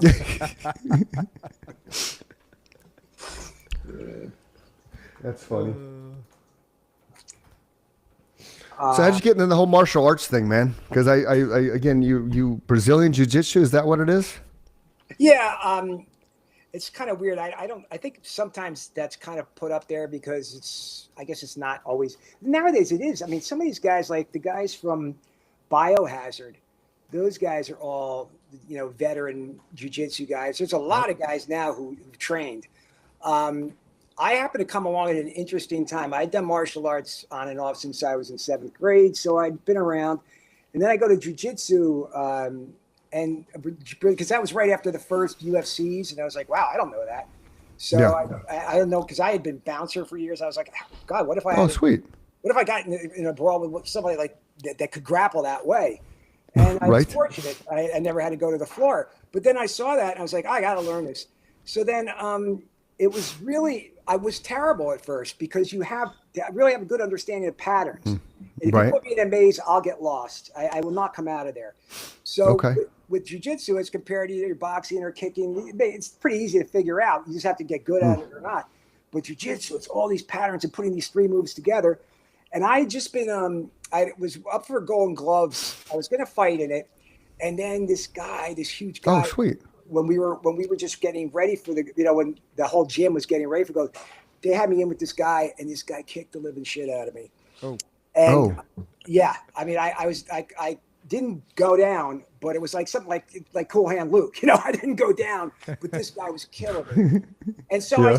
I said, fuck it, I'm not doing the Golden Gloves. I'm not going to be humiliated like that. Turns out the guy won every fight within 10 seconds, then went back to Oh, jail God. where he'd been fighting his whole, for the last 10 years. Wow. So the lesson I learned from that is I quit on that. I didn't want to go through it. Guys are winning the Golden Gloves. I was actually, in their league. So then I was like, fuck it, I'm never going to quit something like that again. So I stuck with Yeah, it that's as good. hard as it was. I Cool. was getting beaten by 15-year-olds. And then all of a sudden, after like 6-7 years, it clicked. And after that, it just got easier and easier. So that was my whole... Nice. And I just stuck it out, and I love the club, being in that club. But that's changed too. Then as I got injured more, the last 10 years, I've been sporadic in training, and then people don't know you like they used to know you. It used to be a club. And the guys I started training with, some of these guys became UFC Hall of Famers. Oh, wow. In fact, one man, the guy who coached me in one of my fights is Matt Serra. He's Oh, wow. a UFC Hall of Famer. And Yeah. it's Sweet. kind of cool to be coming up when all these guys became, big. That's fun. That's the fun thing to look back on. So are you a black belt, Greg? Yeah, I got three of the stripes on the black belt. Yeah. Wow. Sweet. Yeah. I wish I could, I said by now I should have more, but I don't give a shit about that. I should probably not even point it out that it's 3. I really don't care about that. But Well, also, let me ask you this, because now I'm curious, because I listen to a lot of MMA guys on Rogan, of course. Yeah.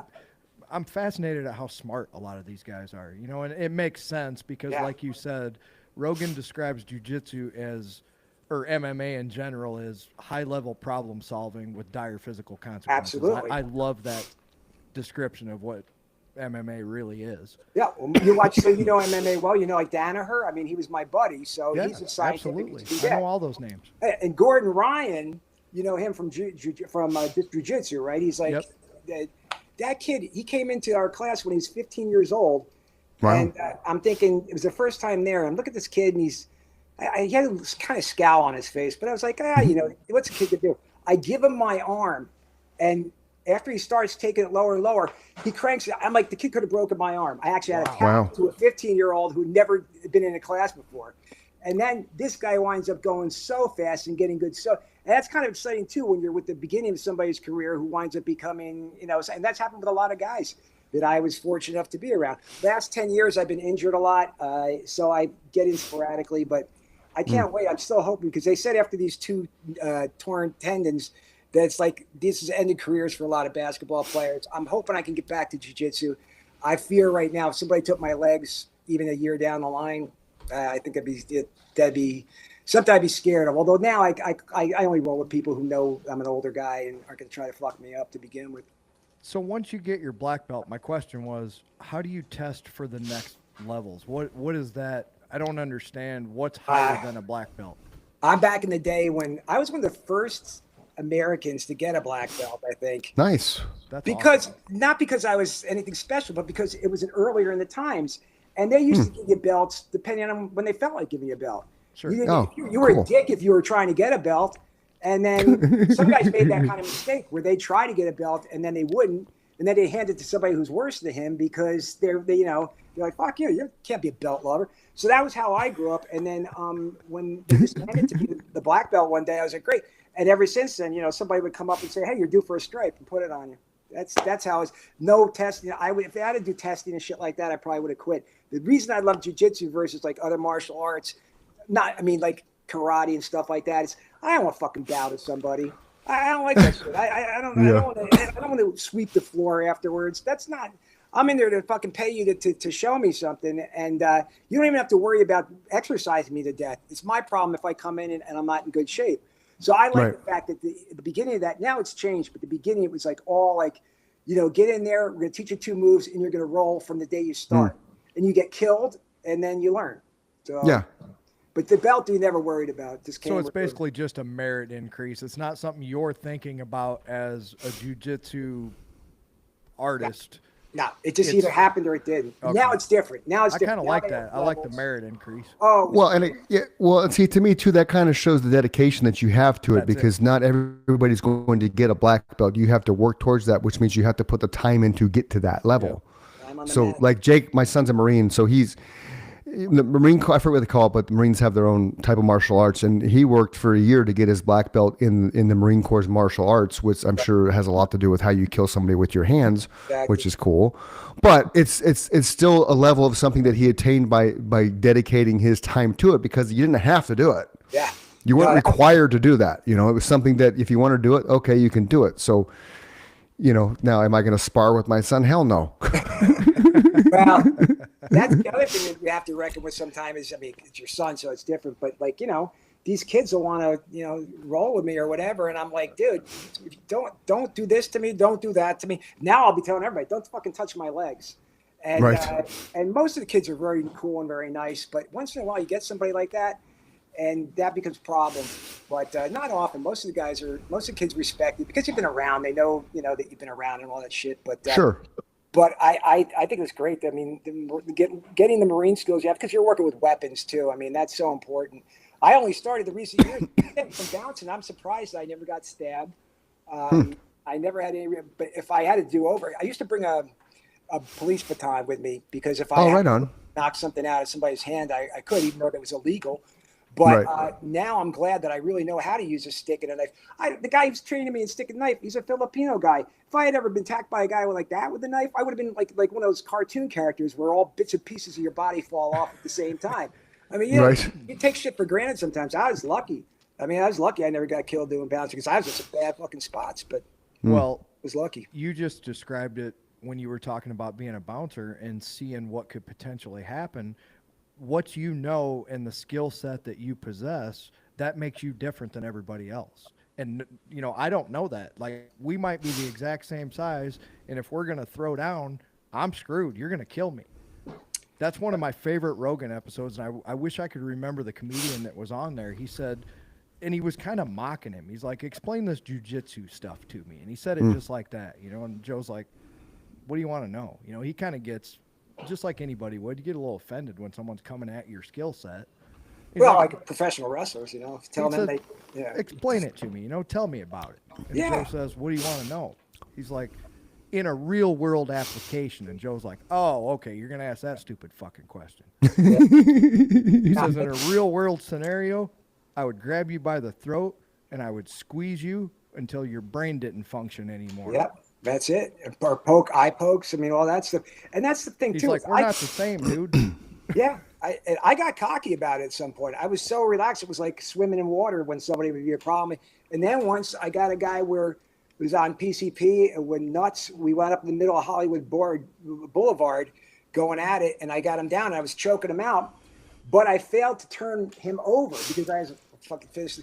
The guy bit the bottom of my nose off. Oh, my God. You learn, Oh, ouch. Close with a piece of my ear. But you learn at that point that you're never in a situation where you can just let your guard down. So lesson learned. And now as I get older, I'm constantly aware of shit. I don't look for and never look for trouble, but I will let somebody say stuff that I would never allow before. Not if it's too personal, but I mean, I'm not. But gonna, you're prepared for the worst case scenario, just like now, Jake. Let's Right. say, God forbid, he ended up in a war theater, and Yeah. now his weapon is not effective anymore because he's 2 inches from a guy's face. Yeah. If that Right. guy doesn't know martial arts, Jake has that 90% edge, right? And That guy would have to get incredibly lucky to take Yeah. Jake out. And the reality is, so many people know martial arts now. I mean, it's not like when I grew up and Bruce Lee and karate chops and shit like that. Bruce Lee, David Carradine, Chuck Norris were the three people that were synonymous with martial arts. Yeah. Like, that's it. That was it. And it was, there was a lot of bowing but not with Bruce Lee. Bruce Lee was kind of the first guy to take it out of the realm of bullshit. You didn't have to learn true. forms with him. You didn't have to Well, learn. Rogan always credits him with being the first guy to really invent MMA because he was trying out all these different martial arts. He wasn't just concentrating on karate or whatever. By the way, I don't want to be a dick about the karate thing. You're learning some stuff, and some people really like the discipline and they like to do all that. I mean, God bless them, and they get very good. I mean, there's some Tiger Schulman fighters that came out of karate, like hardcore doing kata and all that. And they're great fighters, but it's just, you have to know, again, it's for you. I didn't like that whole aspect of bowing and learning how to do a high block. And if it's not like at this height, or if it's at this, what the fuck is that? I'm not going to do a high block. So, but God bless them. I mean, also I wasn't good enough. I mean, I couldn't do the perfect high block. So these guys get the high blocks great. God bless them. So I don't want to. You just said it. Some people do it. Like our drummer took Taekwondo for discipline. That's a good one. It was a mental focus thing for him, and apparently that is a good discipline for learning, or that discipline is good for learning other disciplines. Well, Taekwondo is particularly good because, like me, I mean, I could never throw a high side kick or anything. If I had started out with Taekwondo, I maybe wouldn't have been able to throw it to the side over my head, but I would have had more flexibility than I do. I think Taekwondo is fantastic to start out with. And that's what Rogan was a champion in. Yeah. I'm sure because you're into it, they credit him with having the most powerful kick in the business over anybody. Rogan? Yeah. I didn't know that. I mean, he taught George St. Pierre how to do a spinning back kick. ESP. It's funny. Especially once I was too old to even consider doing it. I don't watch it much anymore. I don't know who's who, what's what, but that I know he's for real. I know that guy. I'll blow you away, Greg. I only know these people because I've listened to him on the podcast. I don't really watch the. Well, I just know the guys from being on his from the podcast. Yeah. He's got a great podcast. Yeah. I'm just not into. I'll watch it if it's on, if a friend likes it or whatever. It's not something I'm going to gravitate towards. Violence isn't my kind of thing. I respect what they do, but I love to listen to them talk. I love to listen to anybody talk about their own skill set, right? What they're good at. And again, I hope I'm not boring you with that shit because I know Chris asked a question. We just went down that rabbit hole. I never stopped. Yeah. It's all good. When I hang out with jiu-jitsu people or something like that, and it's not anything about the conversation we're having at dinner, is nothing about jiu-jitsu. I can't take that either. It's like, you do it, you enjoy it, whatever, it helps you out in some way in life. And it's fun to tell stories. Like the fun story about getting my nose bitten off. That was actually an interesting story. But it's just to talk about high blocks or whatever. It's too much. Right. I'm more fascinated with, and I think what gravitated me towards these interviews with the MMA guys was I'm more gravitated towards the journey to that. Yeah. You know how you became that black belt and what inspired you to do it. Like you just described, you said I was a bouncer and I saw that my life could be in danger because this new art form was out that everybody's kind of getting into and it's starting to catch on. And if one of those guys takes me to the ground, my life could be in danger. Yeah. Right, Going right. before that, like what made me start? Oh, I was embarrassed and humiliated as a kid. People would pick on me. 95% of those guys who wind up doing, not now so much because it's something they start with on TV, but anybody who started in the 60s, 70s, 80s, I can almost guarantee you that 90% of them had been humiliated or beaten up at some point. 100%. And that's what got them into it. They didn't want to be bullied anymore. No, I mean, it's just you had that draw that line. And I was a nice kid. Now it's different. Kids don't bully like they used to. But when you grew up, if you're a nice kid, you're fucked. Me too. I was in the same boat, dude. Yeah, I always wanted to try to keep the peace, It's like, can't we all just get along? And Yeah, there was always that one kid that just couldn't get along. He wanted to just poke at you. It's funny now too when you go to a high school reunion, some guy who picked on you is like, "Oh, I'm sorry about that. What happened when I put chapstick on your glasses 50 years ago?" You know what I did? I got bigger friends than the bully. That helps too. That helps too. As long as you know that you have an older brother or something like that, that shit helps out a lot. I was the oldest, so I just had to seek out older people. Like some of my friends had older brothers. I would buddy up with them, and if somebody was picking on me, I'd be like, I know so-and-so, right? Where are you from exactly? I'm from Pontiac, Illinois. It's in the middle of a cornfield. Really? Okay. Because I thought you're more south, but that's interesting because, yeah, I mean, if you grew up in the South and you got some boys that maybe don't even have skill sets as fighters, they're so fucking mean and nasty that they'll do the job anyway for you. So that's interesting. Yeah, Illinois. And you're from Arizona originally, Chris? No, I'm actually originally from Illinois, from a small little town called Pleasant Plains, which is about 20 miles south of Springfield. So Mike came down here in the 90s, and that's how we met, and that's how we created the band, all that kind of jazz. And then, through life, he ventured back to Illinois. I wasn't going to find any record labels in the middle of. There's 12,000 people that live here, so I knew I had to go somewhere, and I was going to go to Los Angeles. This is how things just work out in the universe. My mom pleaded with me to move to a place where I at least had some family, and my aunt and uncle lived in Arizona. So I moved close to them, and then the rest is history. I met him at a Candlebox concert, and we started a band. And So you didn't know each other as kids. You just happened to both be from Illinois. we That just was both an- happened to be at the same we never- Candlebox concert one night, dude. Wow, that's wild. That's And he was insane. standing behind me singing along with the band, and You said you sound good. he sounded great. Yeah. He thought I was annoying the shit out of him. Because he kept turning around looking at me like, shut up, motherfucker, look on his face. And then the band actually, the stage went out at the ballroom, which it often would do. And as soon as the stage power went out, and kind of the house lights came on to fix the shit, he turns around with this business card he was a Desperate Angel, like he was booking the band. The band was called Desperate Angel at the time, until I changed the name.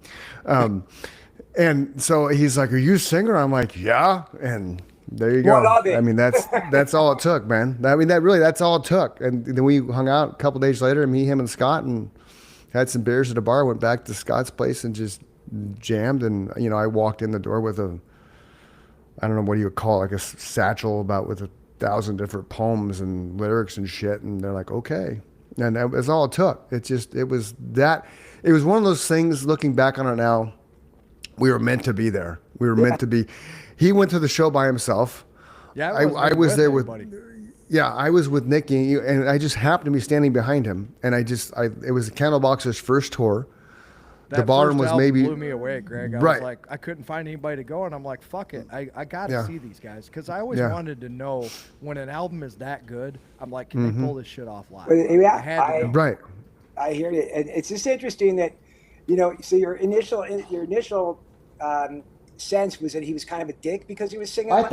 thought so. I thought your dude keeps looking back at me when I'm singing because at the time I was in sync with Martin, man. Like everything he was doing, I could do.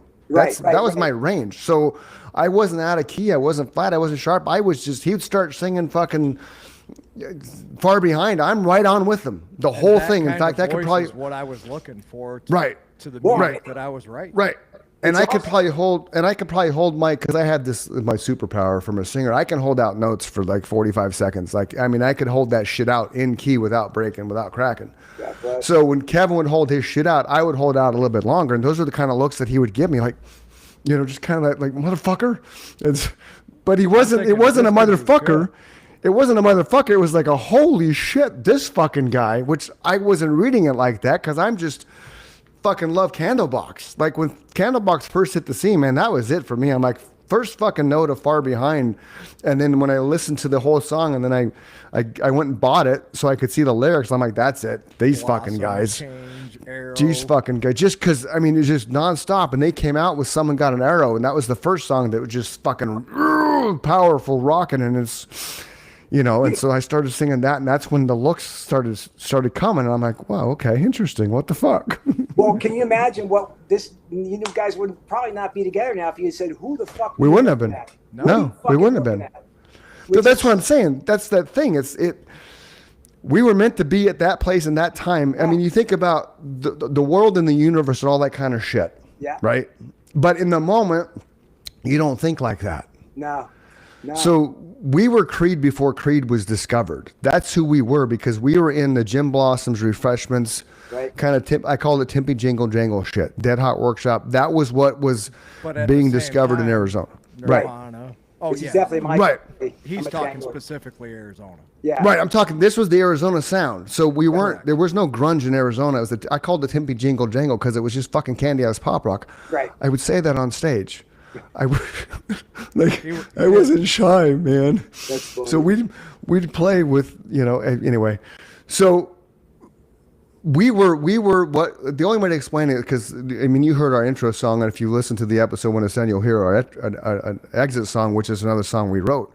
But we were that stadium rock and roll. We could fill a space regardless of where we were, Right. because it was that melodic. The melodies were good enough, the song structures were good enough. We rehearsed and rehearsed and rehearsed and then played shows. So We were heavy The- enough that we got to open up for Sacred Reich, but we Right. weren't so heavy that we also got Who'd to you open open up for? Sacred Reich. Really? many Wow. times. Their rhythm Yeah. guitar player was our sound man. Yeah, he You guys loved are big us. time. You guys really We are. well. And I then don't know about big time, but No, I mean, I don't know. You but guys then we really- were also melodic enough that we got to open up for the Enough. Marshall Tucker band. That Think is- about Right. the dichotomy I between saw those two that. bands. I saw that. I was like, oh, because I'm thinking of Marshall Tucker. I really dug them, but so the opposite. so did I. But at the time, I hadn't been introduced to them yet. They weren't on my radar. So later in life, when I finally hear "Can't You See," Yeah. and then Mike and I start doing this, and he's like, we start talking about in one of our first probably origin episodes, first couple months, we start kind of giving ourselves credibility to those that are watching us, because you have to be able to be like, look, this is our resume, Right. and you can't just put a resume on an email because This people is got to why come we're to you to talking want to you about addiction and music because we Right. have Right. experience. Right. Right. So then when he dropped that one day, I'm like, holy shit. And then I remembered, yeah, we just walked past by him backstage like they were just ordinary fucking people, which, they probably relished that because we weren't like, oh, we were just there to play the show. So you didn't know what they sounded like when you came, I probably heard them at some point in time growing up, Right. but it didn't register with me like it did 190 episodes ago when we first started talking about the bands we opened up for. I Because was again, a huge Southern rock fan. I patterned. So, like, when Metal Blade came to us with a development deal, the first thing the guy said was, I can't put my finger on your sound. Right. And just like we described Dave Mustaine as chicken picking with distortion, sped up times two, Right. Right. mine was Southern rock with distortion. I was just basically playing blues. What you heard me playing before Yeah. the show started, Yeah, no, I it's a hear bunch it. of blues licks Yeah. with maybe a little minor scale thrown in or major scale Which is for always good cool. measure. Throw a minor one. Yeah. But really, all it is if I turn the distortion off, it's just a bunch of blues licks that sound Mm-hmm. cool when you put distortion on them. But I mean, you also get that. That's why I thought you were from the South.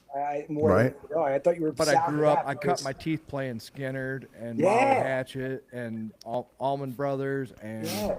Marshall Tucker Band and and Outlaws. Outlaws, Yep. another great Oh, example. so many great and bands. see, because of my fucking Siri keeps wanting to talk to me. Shut up, Siri. Nobody's talking to you, Bec- Siri. because of how what I grew up being force fed with the old school country, right? And then it blended into all the other things that, you know, I'm not kidding when I say Conway Twitty to fucking Metallica. I mean, that's my genre of music. So if you put my guitar playing with his southern drawl at the end of, he likes to draw things out at the end of his phrase. That's so cool. That's so cool. I've run out. I used to smoke, so I've I think I've run out of oxygen at some points as I get older. But that is, it's always admirable to me if you can shape your mouth right so that you can do it. You probably just do this unconsciously. Well, yeah, because I didn't know.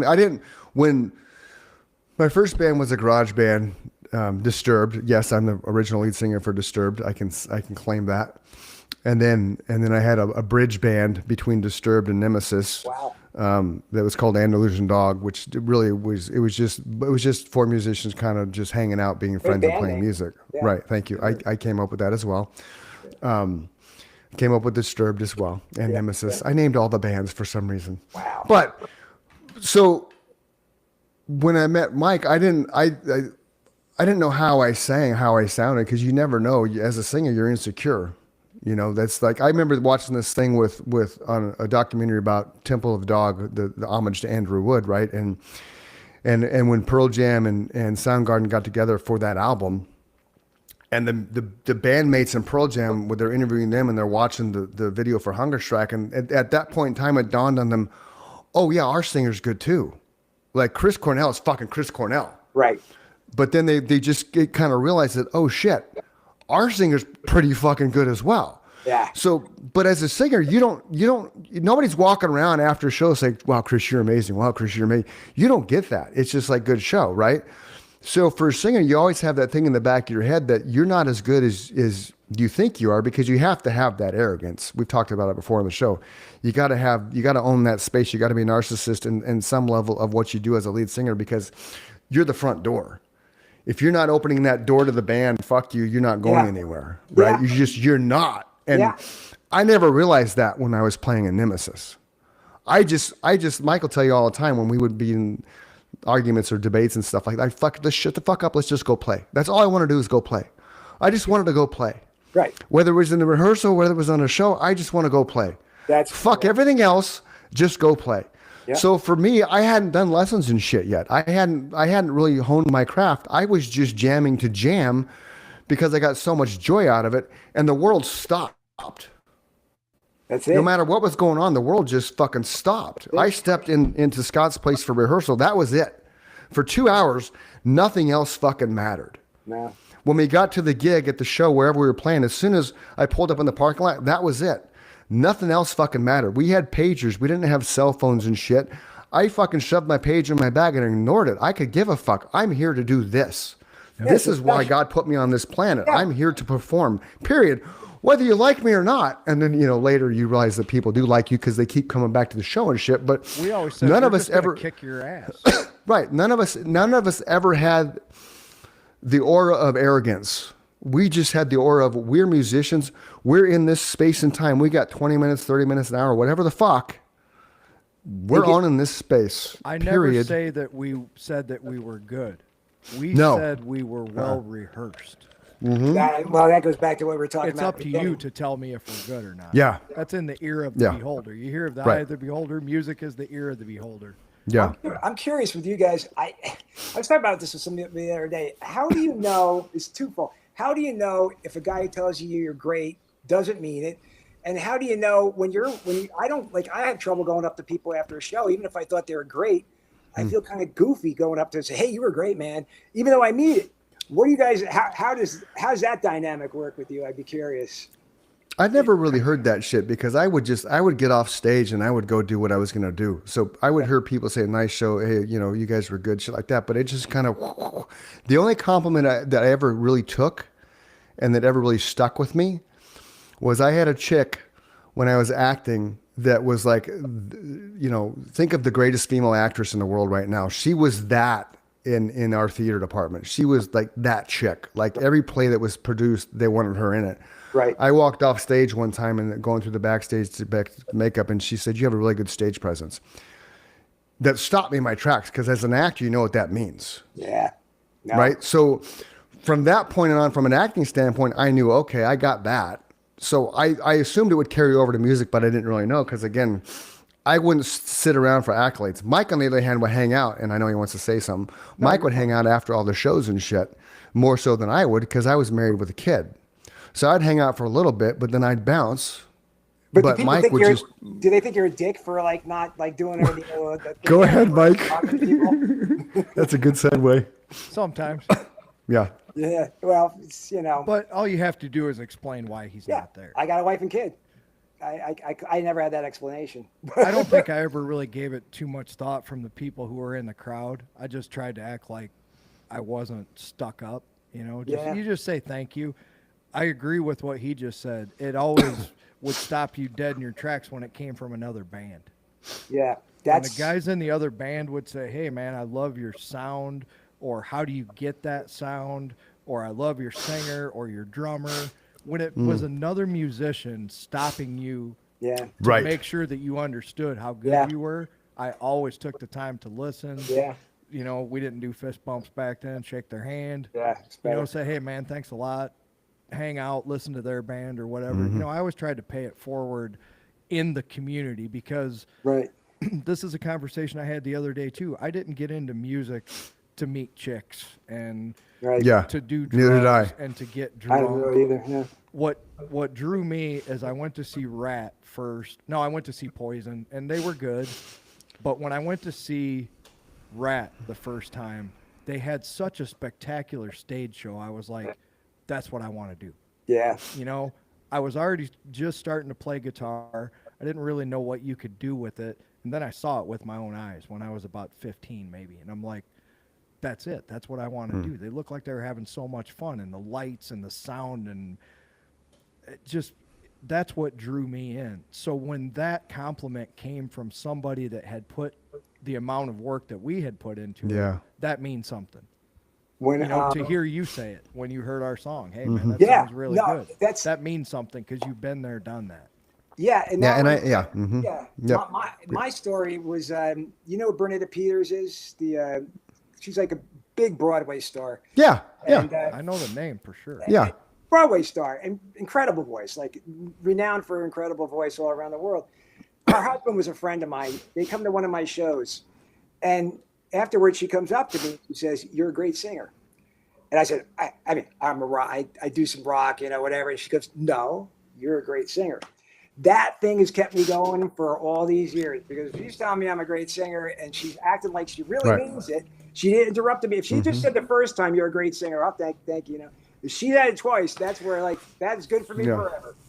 You know? See, and the best compliments to me are the ones that you don't think they don't think they hear you, right? Yeah. Yeah. I've had moments when with the last band I was in, we post production in Nashville and they didn't realize I was within earshot and I heard them saying things which I'm not going to bring up because that's a bit cheesy, but it's like, okay, that's cool. Mike and I have done this show long enough that we've had some guests that forget to turn off their microphone, right? They'll forget to shut off their thing.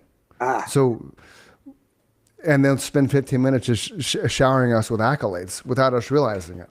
Wow. So we know we're doing something right, which is why I share that. It's not oh look at us, because we're not like that. Like legit, the reason I didn't really hang around after the show is because I'm that guy that, again, I was married with a daughter. If Nikki was at the show, we had a sitter, so I had to get home, right? I would help unload and load and all that kind of shit, but then I would typically bounce. I didn't, this is going to sound so fucked up, but I didn't do what I did. I didn't join a band to be praised. Right. I joined a band And because he it means was, that. I'm going to defend him here. He means that. Some people say, "Oh yeah, whatever." Doing this show is the same thing. Like he has no idea how many numbers we get. He has no idea. I tell him all that stuff. So when you hear him say things like we're in 85 countries or 90 countries, it's because I told him that, not because he cares. Right. Well, He I likes don't- doing this. This Right. is what he cares about. Right. And And that's the for- thing. yeah. Yeah. Fortunately, you're Yeah. damn good at it. A. Thank you. And I B, was the guy who would stay after and talk to all the people, and that was my gig, man. I wasn't Right. married. I didn't even have a girlfriend at the time, so music was my mistress, so to speak. And the nightlife is where I wanted to be. You know, I was barely 21 years old when we started Nice. playing.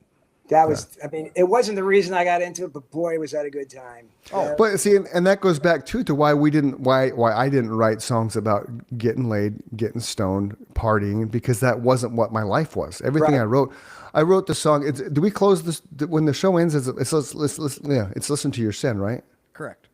Okay, so Listen to Your Sin is about an acid trip, but I've never done acid, Greg.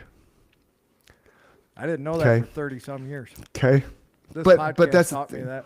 Good for Right. you. I'll say that. Good for but you. right, but however- because right, but because I went to school to be a writer, I had a really amazing English teacher who was I forget what the class was called. His name was Sol Khalsa. He was a Sikh, so he had the turban on his head, but he taught me how to descriptive write.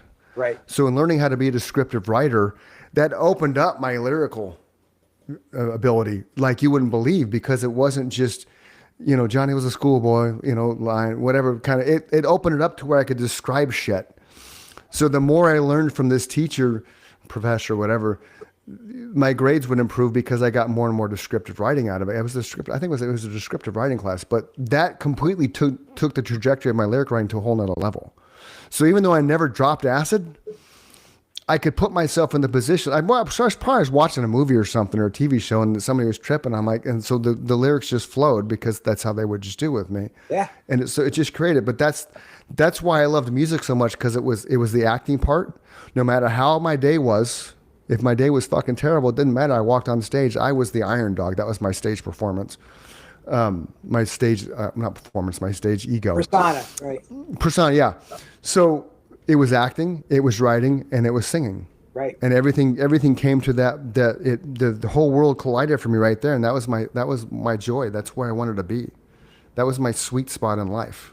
And that's interesting you mentioned that. I had done a song called Junkie Eyes about junkies, and that's one thing I didn't do was heroin. But, and what pisses me off, I shouldn't take negative. What surprises me is that, and this is very, very modern, people always insist on identifying you as the first person in the song. Mm-hmm. And, I mean, is that a first-person song, though, the acid one? No. No, because you never did it. I never did it. Oh, no, I never dropped acid. No, but I'm saying first person in the sense that you. Are you yeah, well, yeah. The way it was written, it came across as me. You're from the tripping's perspective. Right. Oh yeah. Right. Oh yeah. That's why he blew Mike away when he realized I never dropped acid. Well, that's what I'm saying. Because he has. It's like it's fucking on point. Yeah, I mean, But the lyrics were so on point that I just told my mom this story because we watched a concert.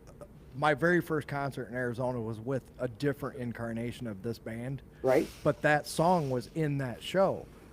And I told her the changes that I made were because of the lyrics that he wrote. It ended up being the first composition that I ever wrote.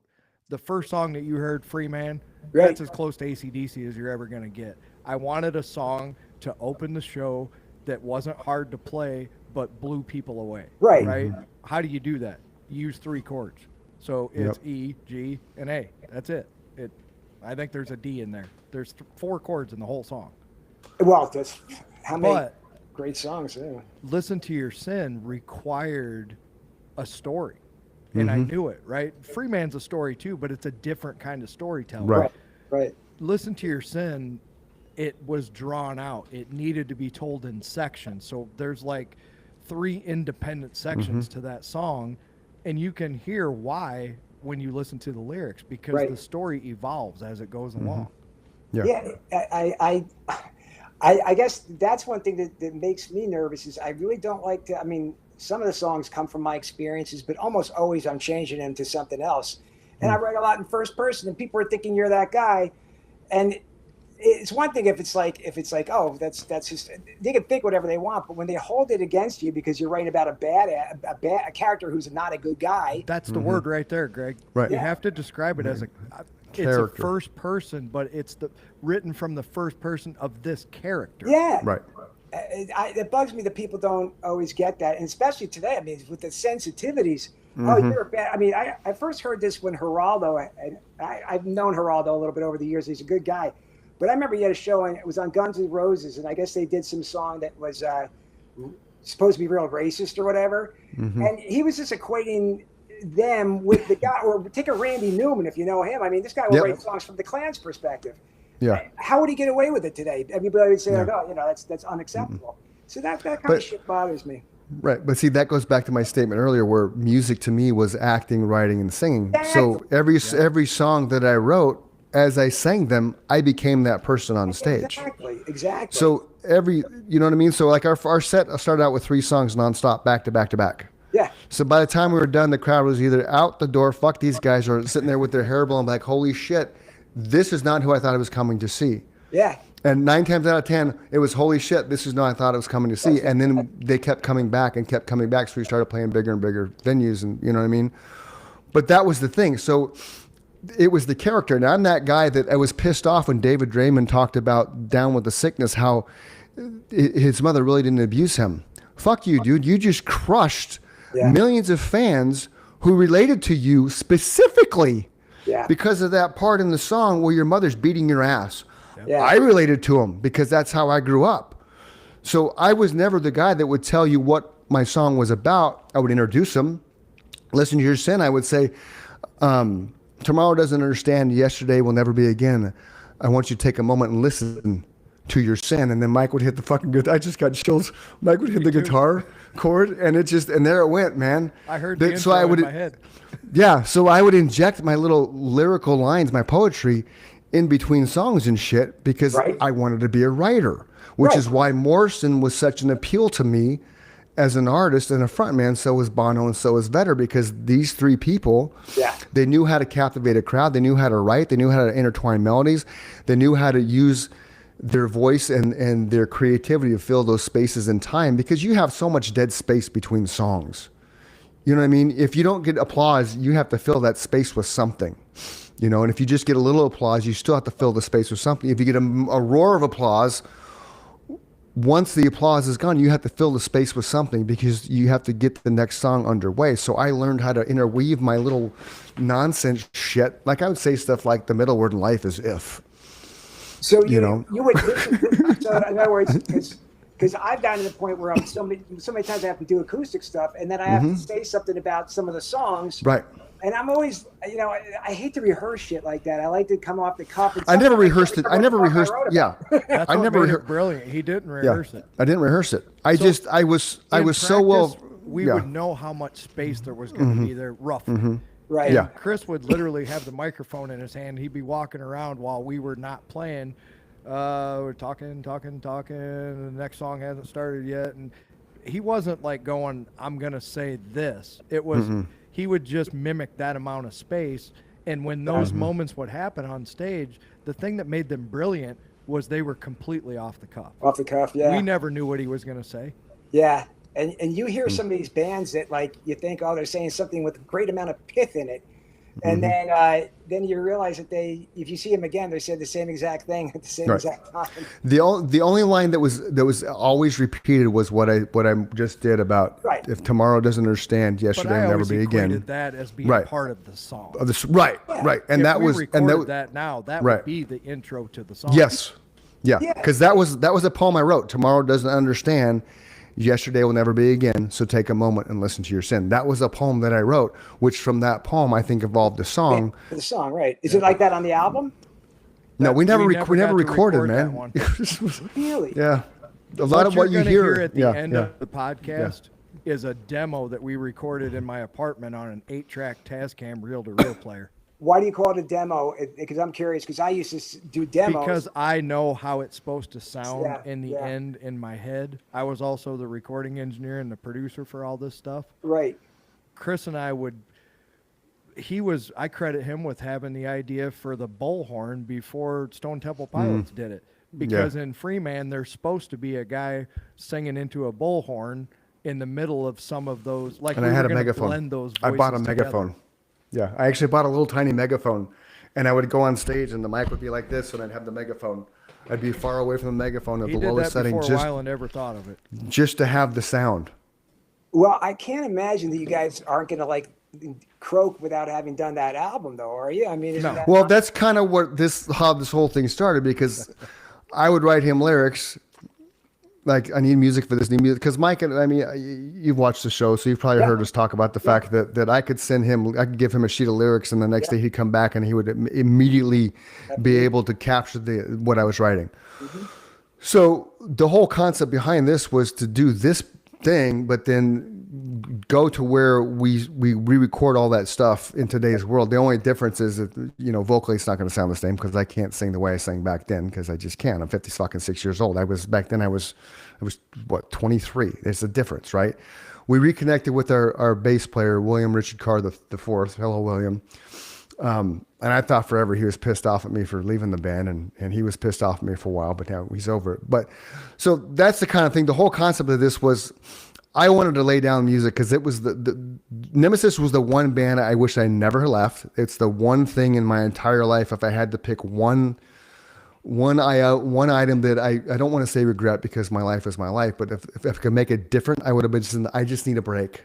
I need 6 months, but I didn't. So we did what we did because in every fiber of my being, we would have been something. I don't know what we would have been or would become, but we were what the world saw in Creed before Creed was discovered. And it was about the same time they were getting they were planting their roots. We were planting our roots. Yeah. So I think because there's so much attention on Tippy Jingle sound and the Metal Blade Records came knocking, that would have taken us to a whole new world because the concept behind that was they were going to follow us and do this Midwest tour of us playing live shows. Correct me if I'm wrong, Mike. I think I remember this right. And then he was going to take all those live recordings to all the labels. So we were bypassing the security, the secretary. We weren't unsolicited because he was a guy. I'm going to take this to ENI Records, Empire, whatever the fuck, EMI. Sony Records, right? EMI. This is what I could do live with a band. Right. So that was going to get us past the front door of dozens and dozens of labels. Right. Which then would have, in turn, we would have gotten signed. There's no way we wouldn't have gotten signed. With the guy that had just got done doing, not the Empire, the Promised Land. Right. Queensryche, He was right. going to be our live front of house Really? sound engineer. He lived in Paradise Valley. Yeah. Right. Good to have a Scott and I rabbi went like to his show, or not to his show. We went to his house in Paradise Valley. He was building a studio there. That's where we were going to record the album. Yeah, this was all set in stone, man. Yeah, he came to a show for some random reason, but He was there to see somebody else. Right. It's kind of like how Candlebox had discovered Maverick Sire Records, which was Madonna's label at the time. The A&R rep was out about somewhere and his fucking car broke down, flat tires. So he had to walk back in the rain to this dive bar he saw. It was Candlebox's second set. He just happened to sit down and watch their set. That was it. Candlebox played less That's than 25 live signed. shows before they could sign to Right. Maverick. That's Right. Because right place, right time. So that's the thing. It's not a regret because life is life. I love my life. But if I could change something, that would be the one thing I would tweak because I truly believe we would have gone somewhere and it just, no idea where we would have went, but we would have went somewhere because of what we were doing and because of who was behind it Our and work what they were ethic going was to, yeah. outstanding. Yeah. I mean, definitely we all, like with screenwriting, when I've gotten things that were optioned and then it didn't happen Yeah. for some stupid Right. reason. And the thing is, you guys have still got 10 years on me. When you get to, you don't give a shit anymore. Yeah, It just yeah. doesn't matter. So if you guys got an album or 6 albums in you, you're fucking cracking because, you owe it to yourselves, Agreed. and I was going to also ask you, what about, you said you can't sing like you did 20 years ago? Because I've been dealing with the range issue. The song I sang years ago. Professionally, because I can say that professionally, I haven't sung since 2010. I stopped. When that last band we did Road to Sturgis tour in 2008, and by 2010 I was so tired of just the drama and the bullshit. We lost the drummer because the guitarist just thought he was somebody he's not, and just the ego, and it stopped being fun. Yeah. So I'm like, I'm leaving. I'm out, and I've not missed it because I did what I wanted to do. I'm on iTunes, which is pretty cool. I'm not on iTunes with the band I'd love to be on iTunes with, which is the guy sitting next to us over here. Because that to me, Nemesis to me is the legacy I want as a singer and a songwriter. Right. What I did in the last band I was in, and there's, I never really mention the name because I don't, even though I name. And then he fucked with the name because he's an asshat. It was a great experience to go to Nashville and record.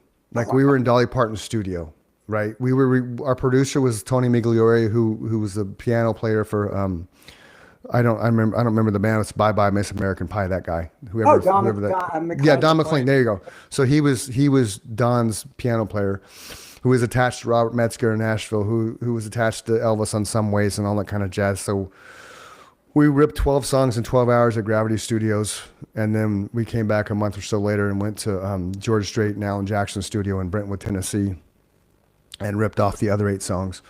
But I much would have rather had that experience with Mike. Like when I left that band, I came back to Mike, and Mike unfortunately was in a downtrodden state of mind. But I brought that bass player with me. I mean, we're 45 minutes away from each other when he lived in Glendale and I lived in the East Valley. So, but that's how much I kept coming back to Mike. Like we just kept coming back in each other's lives. It just, the timing was never as perfect as it was in Nemesis. We just had somebody we just had somebody say, I hope you understand what kind of chemistry you have. Yeah. And I said, thank you for the compliment, but we're hyper aware of that. He just described it. It's not something we ever talk about. It just happens. You know, it's like it's almost like both of our brains say too much time has passed and we got to do something. I agree. I mean, obviously the chemistry works here, but because we're 2 hours into this shit. Does it feel like it, Greg? No. You're talking to the wrong guy. You talk music, talk that. I could talk about that forever. I'm enjoying every minute. But I think the most important part of this whole moment in time that we're talking about is that chemistry has to be there, and that's what he just described. Yeah. If you sat in one of our practices, what he described as arguments or debates, they were what is best for the song, right? Yeah. And sometimes it would get to be too much, and he would simply say, just fucking play the song, man. You know, like, do we got to start here? Can we just start at the beginning? And that's we could do that. That's the tough part. And again, it comes back to perfect being the enemy of the good. Or also, you know, you go in like this album, the music I've done with Jim Mastro. I came in with a vision each time, and some of it wound up being very close to my vision on some songs. Others he took in a direction I wasn't expecting. Yeah. Hey, it may not have been what I was originally thinking, but I yielded to it because I thought it was sounding great. So it's sort of like you have to have that balance between sticking to your guns and being open to other ideas with that. And it sounds like that's what you guys had going. That's the hardest part about being in a band. And Chris will attest to this because he sat on both sides of the fence, and so have I. When you're in a band where it's constant adversary over who writes what and who gets to say what, and fuck all that, right? Go be a solo artist.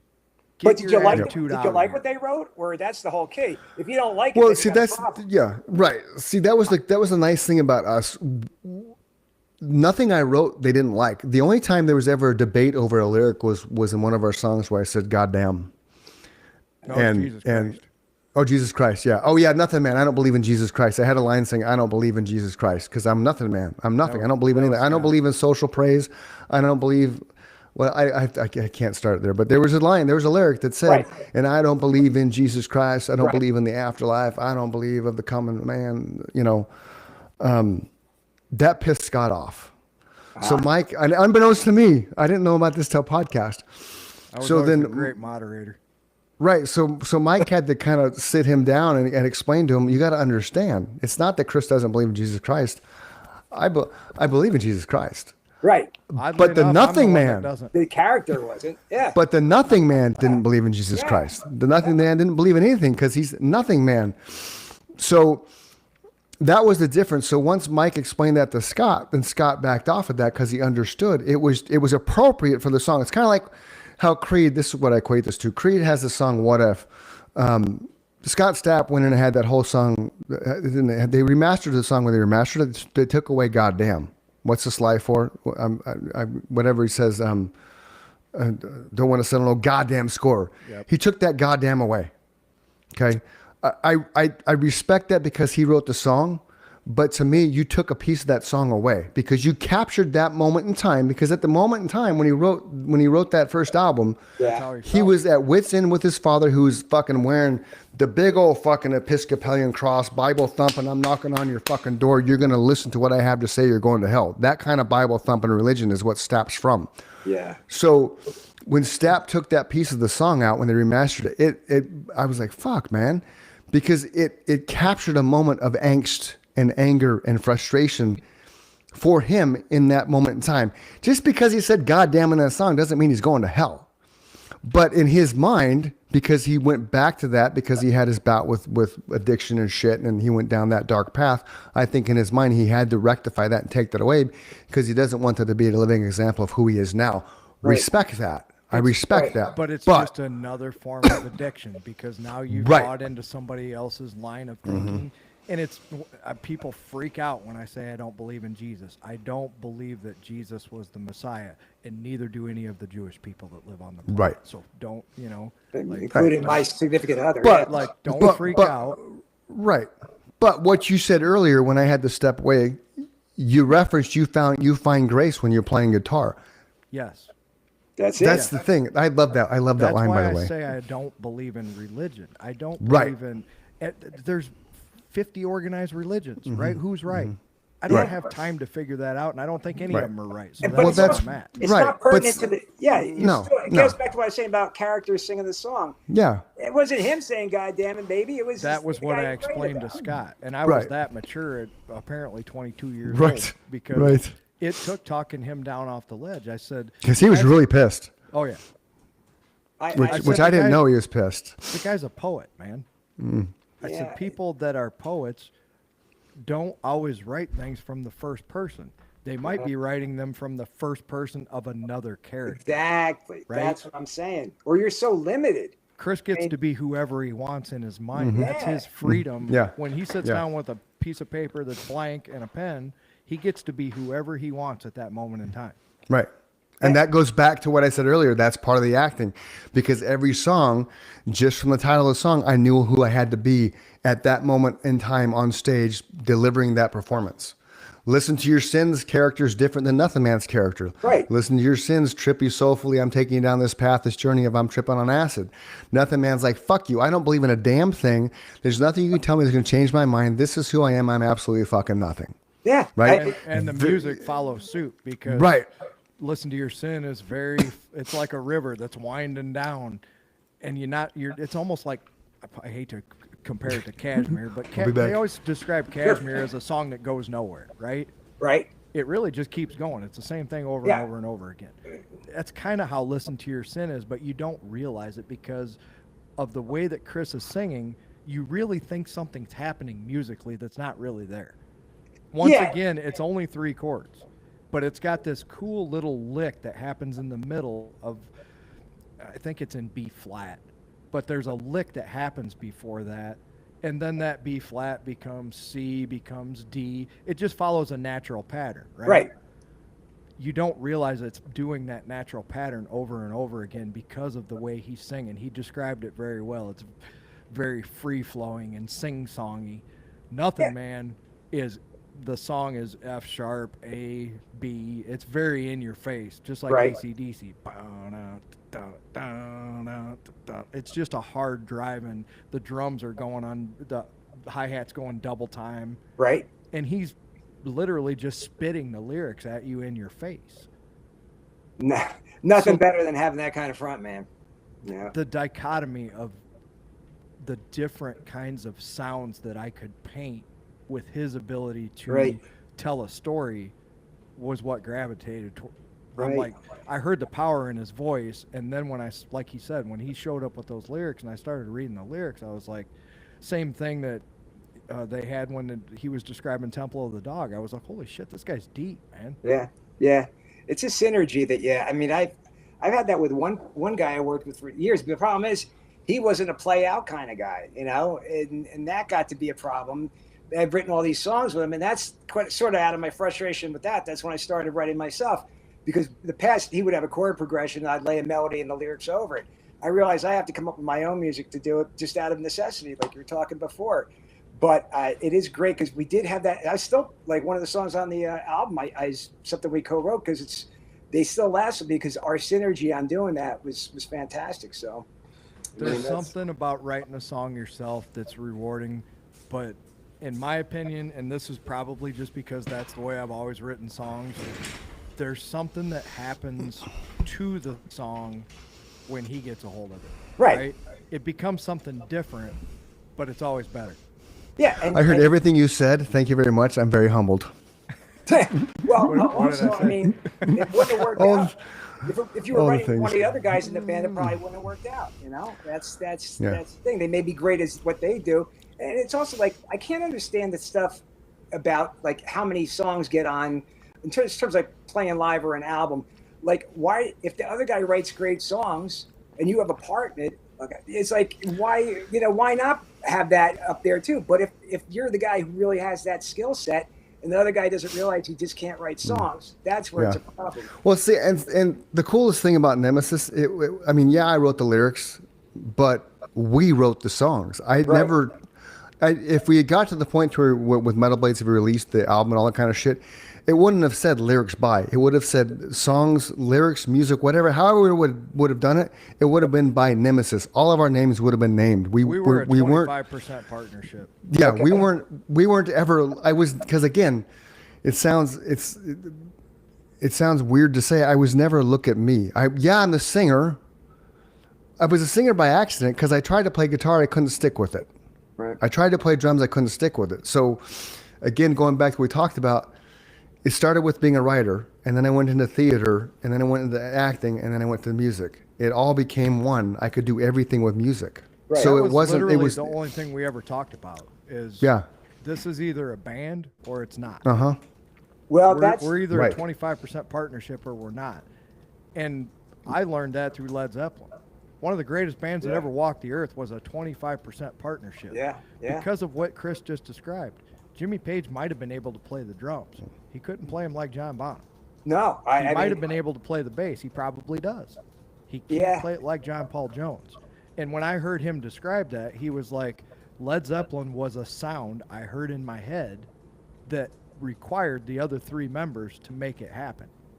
So he wouldn't necessarily sing out the parts or play out the parts of John Paul Jones. John Paul Jones came in with what he came in with. That's Come why to find out, John Paul Jones wrote more of Jimmy Page's guitar riffs than you realize. Yeah, I John believe Paul that. Jones says in his book, the songs that you hear that have like Black Dog, Yeah. Great one. those kind of songs are all John Paul Jones. He brought those to Led Zeppelin, and Jimmy Page learned them from him. Wow. The songs that are big open chords, like the song remains the same, Yeah. that's Jimmy Page. Yeah, that's so Jimmy Page. It's interesting because now I kind of understand, because you were saying, why would the guy care about you having a curse in there, God? But then he goes on and board is he's one of the writers, so that's what he was worried about, I guess. Yes. Which, if it wasn't his song, why would he mind? But since I guess that's what he figured, people are going to think I came up with that, and my father is, very, That's how whatever. much we put into, like Chris he just described it perfect.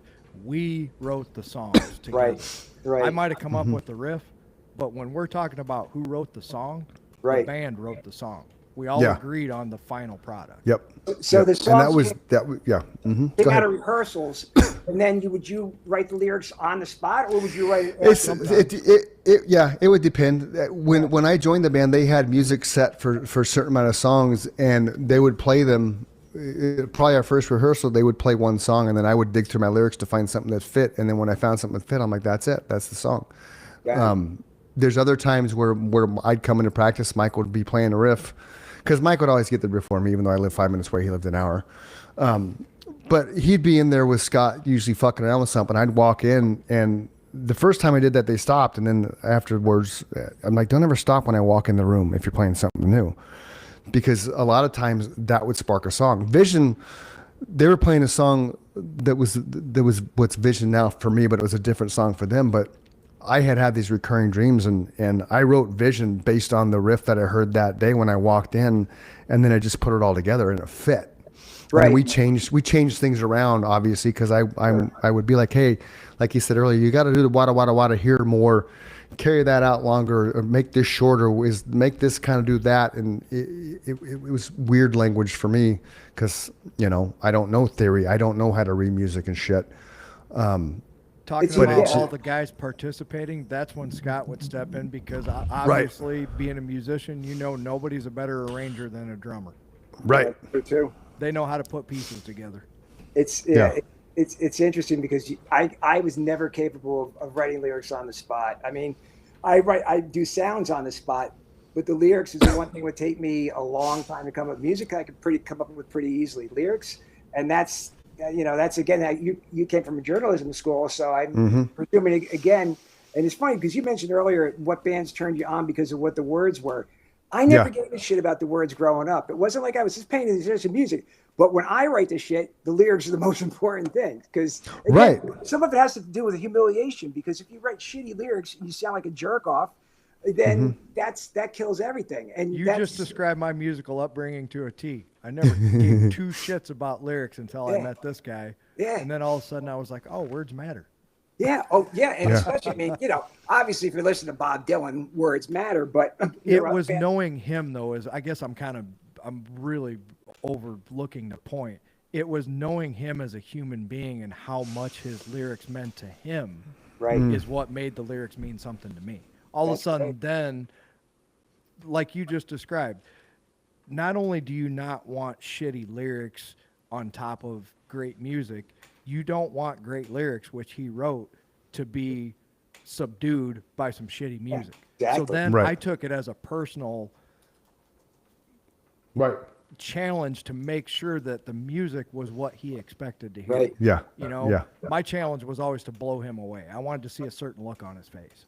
Yeah. And he did all the time. You have an unusual synergy because God knows. I mean, for guys that aren't like putting out 7 albums in a row, that's what I'm saying. I mean, you had it back then, but you guys still clearly have that kind of synergy. So do with it what you can. It's not having. It's being like he said. You have to have a certain ego to get up there and do it, but then it's being able to subdue that ego when you get off stage. Exactly. Yeah. I was like Eddie Van Halen, man. I heard my heroes say all these things. Eddie said, you have 7 notes, how you mix them up is your business. And I never wanted to be the greatest guitar player, or I would have tried harder. I wanted to write great songs, and I wanted them to sound good. So I'm like, if that's good enough for Eddie Van Halen, then maybe that's what I should concentrate on, right? I want to write great songs. Yeah, I just wanted to jam. It's just like this show. I do the guests and shit, as you know, because that's me you're talking to. Right. Mike does the editing and shit. But I just want to jam, man. Yeah, this is that's all I've ever wanted to do. Yeah, and that's all I ever want to do. Nothing beats the instinctual. I'm a little more. I'm instinctual at first, and some of the best shit I've wrote is instinctual. Others I have to approach as a craft because I'm writing solo, so I mean I'm the only person that's judging me is me. Yeah. But that's the most important thing is you don't give a shit about selling things or whatever. You only love what you're doing so much that you can't live without hearing it. Right. I'm gonna tell you something though. Don't overjudge yourself. Just go with it. There's nothing that he and I ever worked on. The original form, the original lyrics, the original music itself that was originally from day one of when that song was created, it never really changed. The structure may have changed. Right. How I delivered words and how I would start improv when we played live would change. Right. But the foundation musically, the foundation lyrically, the foundation melodically stayed the same because we never questioned it. We never looked at that something and said, oh, this is wrong, because it's kind of like writing a song. I won't write a song to write a song. Like if you told me to write a song right now, I'm like, fuck you, I'm not writing a song right now. Right. Because I'm not in that mindset.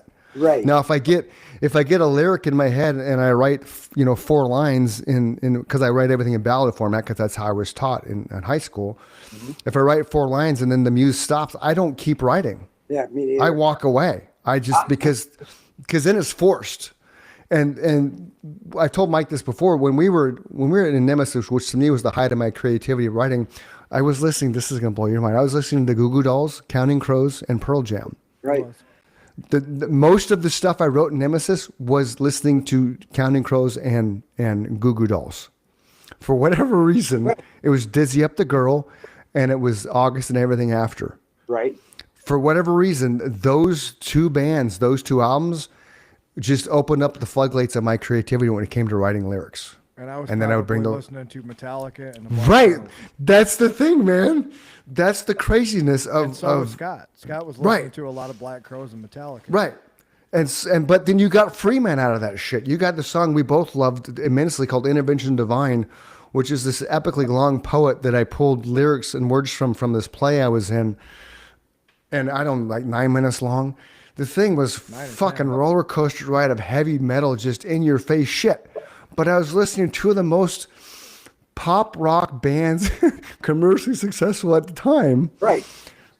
But you wouldn't think So that he's that listening would to create this. that, Right. And then my drummer and I take that set of lyrics, and our objective was to put the most dynamics ever heard in one song. So Right. the song starts out as soft and mellow as the drums. It's Yeah. as low as the music can get is how that song starts, and it builds to a crescendo.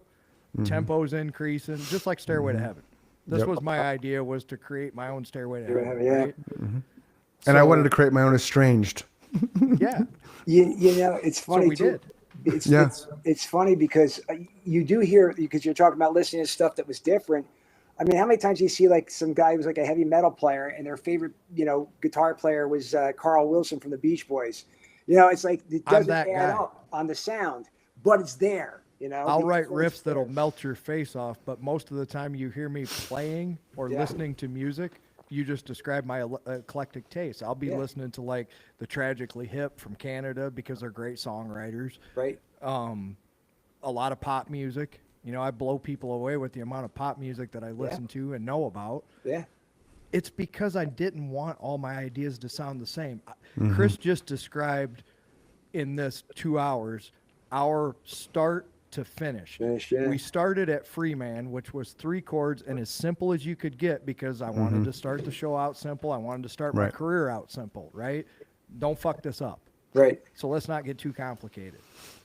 We ended, the last song that we ever wrote together was Intervention Divine, which is over 9 minutes long, probably approaching Right. 10 or 11. Right. Right. And it's this dynamic masterpiece of all these pieces that took months to put together. Yeah. And what sucks is that I'll never be able to be replicated because Scott, our drummer, who unfortunately took his own life, Oh, was such an intricate part of how that song's dynamic was from start to finish. It's one of those things that we captured it, we played it live. When we played that live, people were just like, fuck me, man. Because Mike explains it like I call it a roller coaster. So we're kind of going up the ramp, right? Before you go down the cliff. We're slowly going. When we get to the pit, the first drop, I step up to the microphone and I had this badass mic stand, dude, that it's hard to explain, but I had a mic stand before anybody had mic stands, like fuck you, Korn. And I mean, I had this thing that was intertwined Raven's claw from the ground. My arm was resined into it. My hand was holding the microphone. Like it was perfectly fit to my height, everything. The bridge band between Disturbed and Nemesis, he was an art major at ASU and he built this thing for a project and gave it to me. wow. And then the last band I was in, we were going to Sturgis and the dumb fuck guitarist threw something into the trailer and broke it. Like fucking piece of shit. So anyway, we get to the top of the first hill of the roller coaster and I step up to the mic and just, as like vocal fry sounding as I could be, I delivered a line, display your face from Galleries Hall. And it was just, literally, it was like, display your face from Galleries Hall. And just fucking, the darkness just fucking took over. And just lyrically, the thing was insane because it was an epic poet. It was like Walt Whitman got stoned and grabbed these words from these plays and I wasn't really a stoner, but it created this whole fucking adventure lyrically, When Pantera drags the groove down and you want it to go faster, but you don't want it to go faster because that's the whole reason they drug the groove down. That's the first part of that song. It's as restrained and pulled back as you can get without becoming ridiculous. But you'll never do it again Yeah. because the guy drummer can't. brought too much into We it. can't. We could try, but in Chris and but it I's won't. mind, Yeah. it would never sound like it. Scott was, once again, I hate to compare people because all of a sudden people are like, yeah, your guy was John Bonham. but he was as close to John Bonham as I've ever played with Wow. because he understood dynamics like no drummer I had ever played with. He understood that you have to hit things softer and harder, right? A lot of drummers don't understand that. No, But- yeah, and, dynamics no. are everything. Scott was actually such a listening drummer that we would tell him, especially myself, to hit the drums harder, and he would start laughing. He's like, "No one ever told me to hit them harder before." Right. Wow. Because That's- he was No, so and- yeah. concerned about not Yeah. overplaying the song. All right. But see, and that goes back to the cool dynamic because there were songs that I would follow Scott with. Yes. Right. There was when we got a bass player, there were songs I would follow the bass with. Right. There were songs I'd follow Mike with. Everything started with Mike, Scott, and I. There was no bass player. Right. So that was so when you brought the bass player in, that kind of changed some dynamics of things. But some of the stuff that Scott did from the Changed drum the as way he played drums Right. because he started out writing songs with a guitar player, not a bass Yeah. player. right. Okay. And then you have a lyricist who understands how to create melodies and shit. Then it really was lightning in a bottle. It's just unfortunate what how it where it went, but it is what it is. So I gotta go, and it's 1:00. So Yes. I hate to wrap this up. You got to come back on the show, Greg, because Oh, really I don't remember the last time Mike and I had a 2.5-hour conversation that seems like 20 minutes. I'm That was flattered. that smooth. Yeah. That was Yeah. fun just Yeah. to talk this stuff. Yeah. Great. I've Yeah. had a blast. Yeah. So. So yeah, let's get you back on the show. When we sign off, I'll look at the calendar. We'll lock you in. So boys and girls, if you're feeling suicidal, depressed, don't do it. Go scream in a pillow. Go for a run and go work out. Go find somebody to talk to. Go journal. Go do something to change your mindset. If you somebody else's heart, and tomorrow's not going to be a better day for anyone because of that. So if you can't find someone to talk to, text 988. Somebody's standing by to help you get through the turmoil you're going through. Don't be that person. Don't leave the hole in somebody else's heart. It happens too frequently, happens too often, and the devastation you don't know because you've left the world prematurely. So please text 988. For the Chris and Mike show, I'm Chris. He's Mike. This is Greg Amici. Really, dude, I don't remember the last time we had a 2.5-hour conversation with somebody that seems like 20 minutes. 20 minutes, So yeah. It's a blast. So you're coming back on the show. You have to promise us that Absolutely. we'll continue Absolutely. the conversation, especially go Giants, open up against the Cowboys at home. Yeah.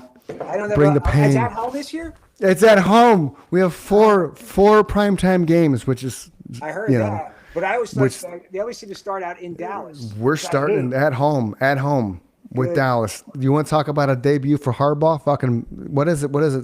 I forget what the phrase is. Shut up or step up or whatever the fuck it is. Step up. Put up or shut up. There you go. Put up or shut up. There you go. I just hope that DB from Dallas doesn't wind up picking off. Jason Garrett Jason. three Yeah, times.